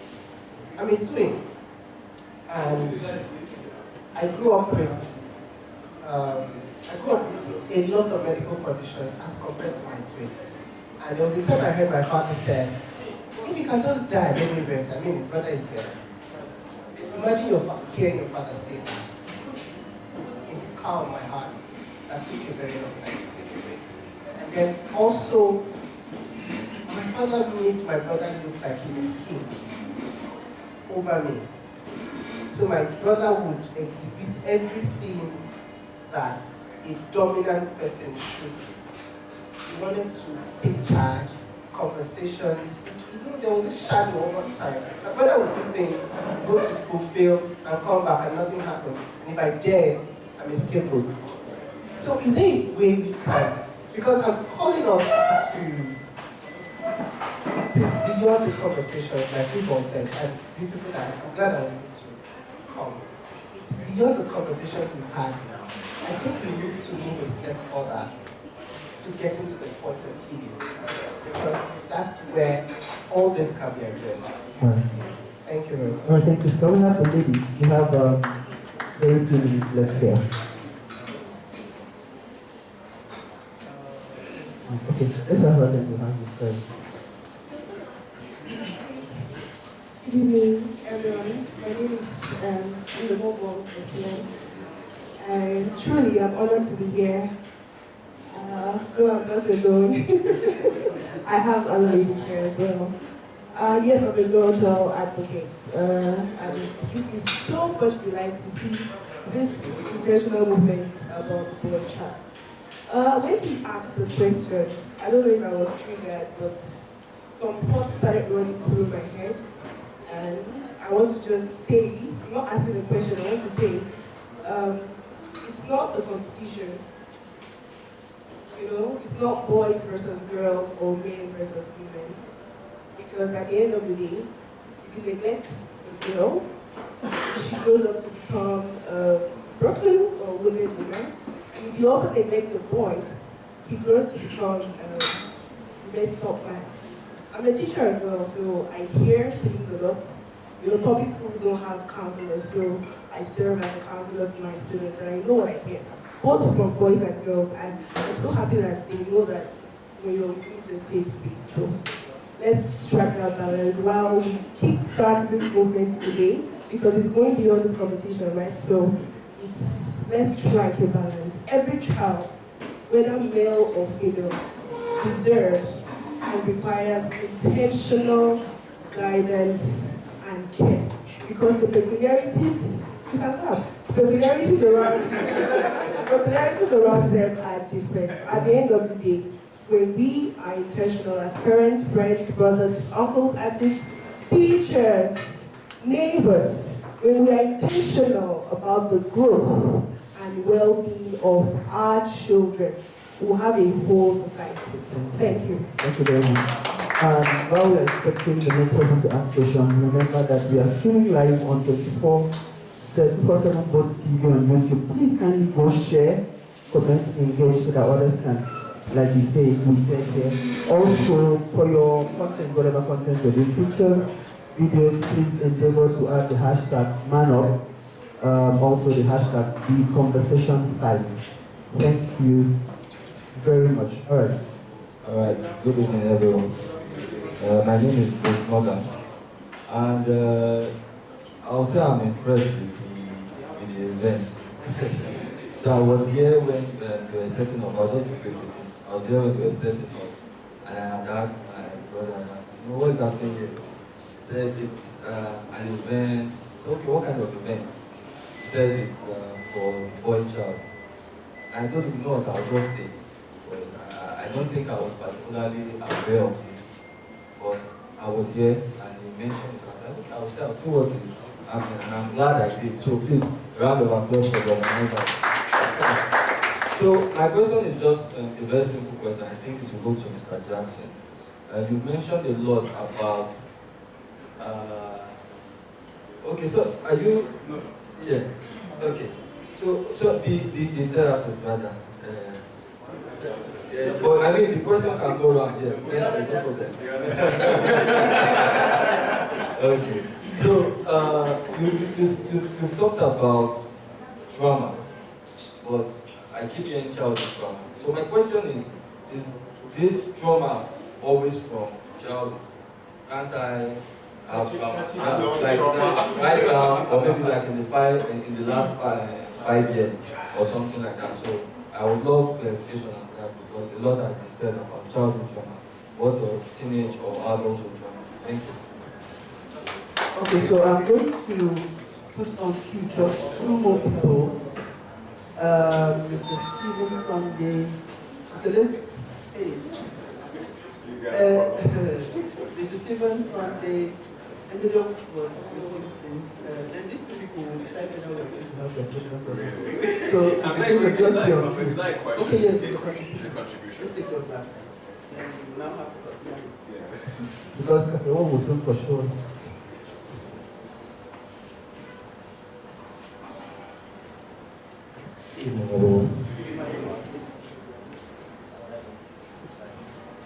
Okay. First of all, my name is Stephen Derby, and I'm excited to be here. A few things. Number one, we have trauma, and I was in a vehicle the other day with my brother and of course the host for today, and there were other persons in the vehicle. We're talking about trauma. We're talking about, trying to get healed over stuff, and I sounded a bit insensitive when I said, I mean, why can't you just get out of this thing? Why don't you shake it off and move on with life? And what he said to me is, you may not even remember how he said that. So he said, oh please, don't make it sound as though all of us here are silly or stupid. And when I heard that, I stylishly held back. I was not involved in that conversation again because I didn't want anybody to feel bad. Now, I have been hurt. I've been hurt a lot. I mean, so many. As a matter of fact, I can recall a situation where, when I was in secondary school, I was unable to talk to a woman. I was unable to talk to a girl. As a matter of fact, some of my guys, who was even like forcing me to go talk to her.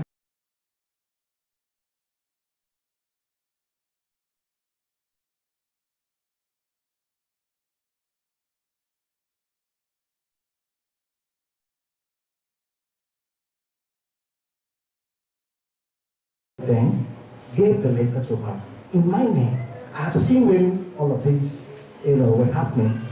But guess what? I thought I would be better at the time. So the lady came and responded to that letter. And that response she gave broke me completely.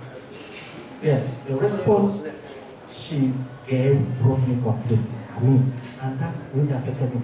But I'm saying this because when I came in here, I was talking to my brother. Is there no way we can just shake off all of these things? I'm sorry. I shook all of those things off. For me, I tried to I tried to heal myself immediately. Anything that happens to me, it happens to me now, The next moment, I am completely out of that. It doesn't happen to me again. So I'm just thinking, I don't know how the psychologists, are handling this, or if it is insensitive for me to say this, that a man can actually, shake it off. Just shake it off. It is, you can do it. I have done it. Trust me, I have done it. All right, I have done it. Now the second thing I want to say is, we have this conversation, and beyond that, beyond the emotional trauma, beyond all of this, we have also the challenges that men go through beyond the intangible, and the tangible challenges. Because financial challenge, economic challenge, and all of that. How many men are able to hold the other young man up and show him or her, show him the way? We have been to many offices trying to propose for stuff, and because you're a man, you are disadvantaged. You are going to a man's office. A man does not even listen to you. But the same proposal is presented to the man by a lady, and it is approved immediately. So beyond this conversation, how do we now, as men, come up to help?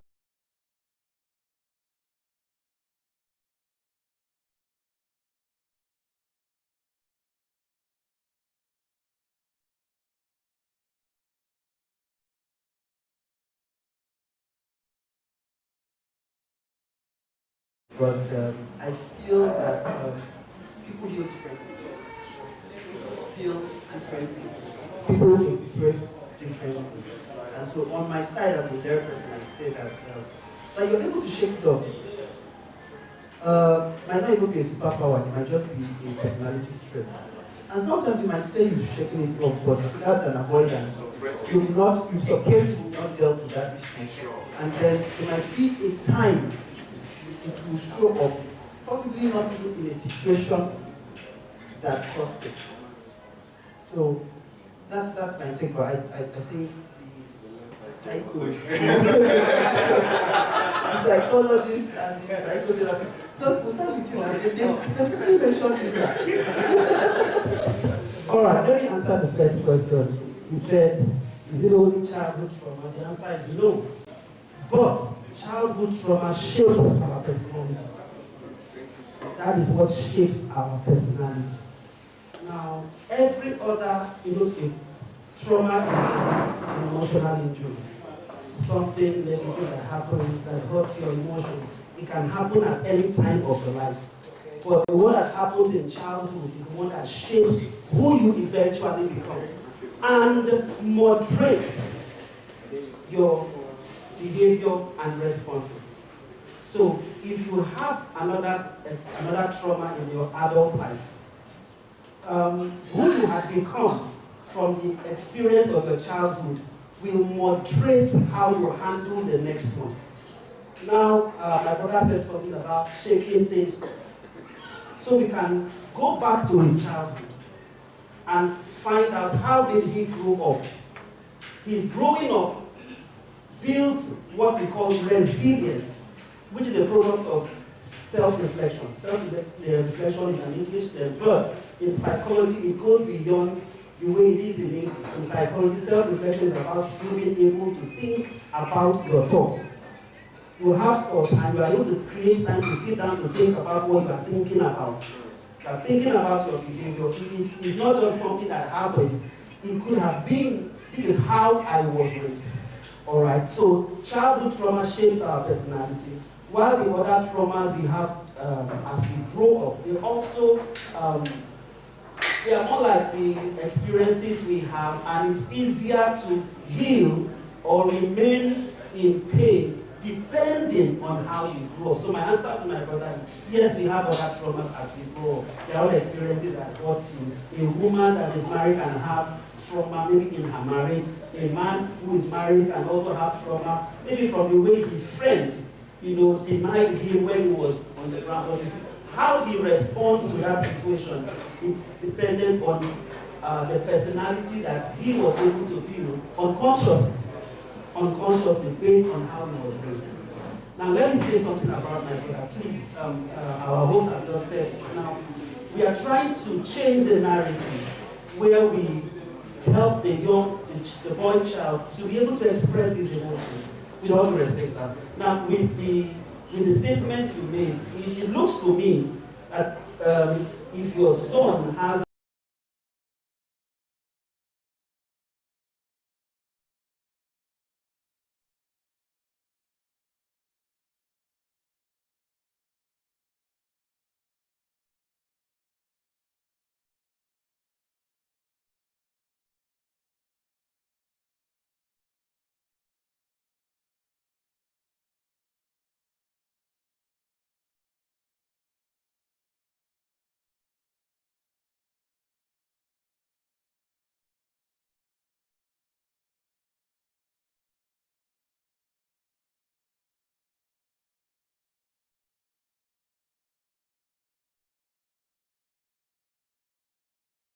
very strong income in collapses. All right, so let's don't just shake things off. Rather, be healed of that experience, and that's why I will advocate. Let's have more. Let's talk. Talk to people. Talk. Well, this will likely be my closing talk. Let me just say something about what you said about managing sexual curiosity. If we don't teach children to manage sexual curiosity, it leads to sexual disorders. We have a lot of them. I don't know if you have heard of fetishism. It's a sexual disorder where people get sexually aroused by materials that are connected to certain body parts that arouse them. So you see a man, maybe he likes the breast, then he gets sexually aroused by when he sees the bra of a woman. It's a sexual disorder. There are a lot of people. We have what we call voyeurism, which is, people getting sexual arousal by peeping on people who are naked. He doesn't want any sexual, he just wants the woman enters and you see, we call them peeping tongue. So if it's not managed, then it can dovetail into so many kinds of disorder which people are struggling with. Working with couples, I can tell you, most marital issues are from sexual disorder. They can't talk about it. So, like what my brother said, education, we call it psycho-education. So we need to teach people how to understand some of this about this. So as we are growing up in the stage of storm and stress, there's also a phase of identity, there's a role confusion. So we should expose our teenagers, not just, those things, technically, the teenage years begin from 13. That's how we call them teens, 13 to 19. But right now, there's a lot of psychological changes that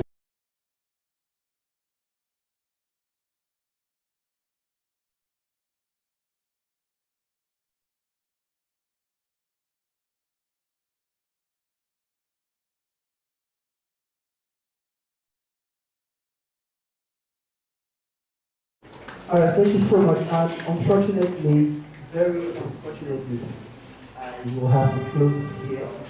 If you check your time, we are a few minutes to 8, if not 8 p.m. One of the reasons that is that most of us did not come at 4 p.m. when we could not start. And then, of course, two, Nigeria happened to the technologies that we had to deal with. And I'm very sorry. I hope that we can do better. We will do better in subsequent editions. I am openly begging you and asking you for support to get this done because it will heal you and it will heal other people around you.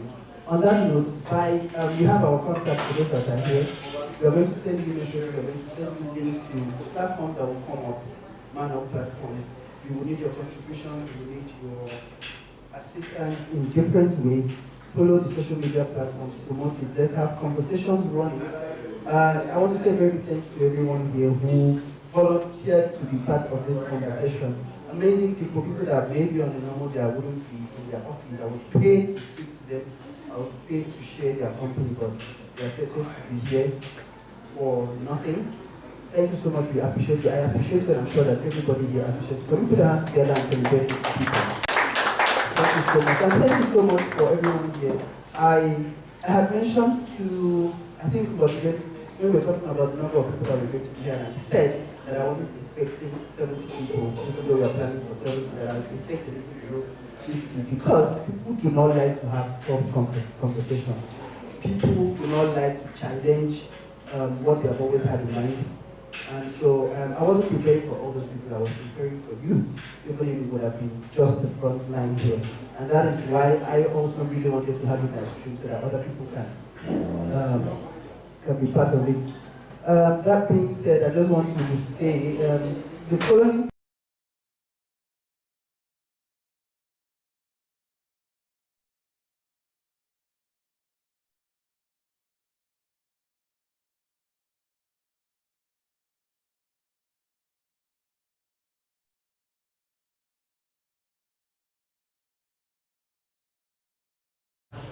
By Grand Principal, but didn't pursue. Thank you so much for coming. In fact, the idea of that gift was so that people will come out early, but it still didn't work. It's Nigeria. And the humiliated came after that. So you just go to the counter and you will have to pick whatever you pick, my brother. And we also have Sunday Frank, we have Solomon Medium, and we have a good enough. Thank you so much. I'd like to say thank you to 247 Votes TV. Thank you so much for coming all the way from Owerri to support us.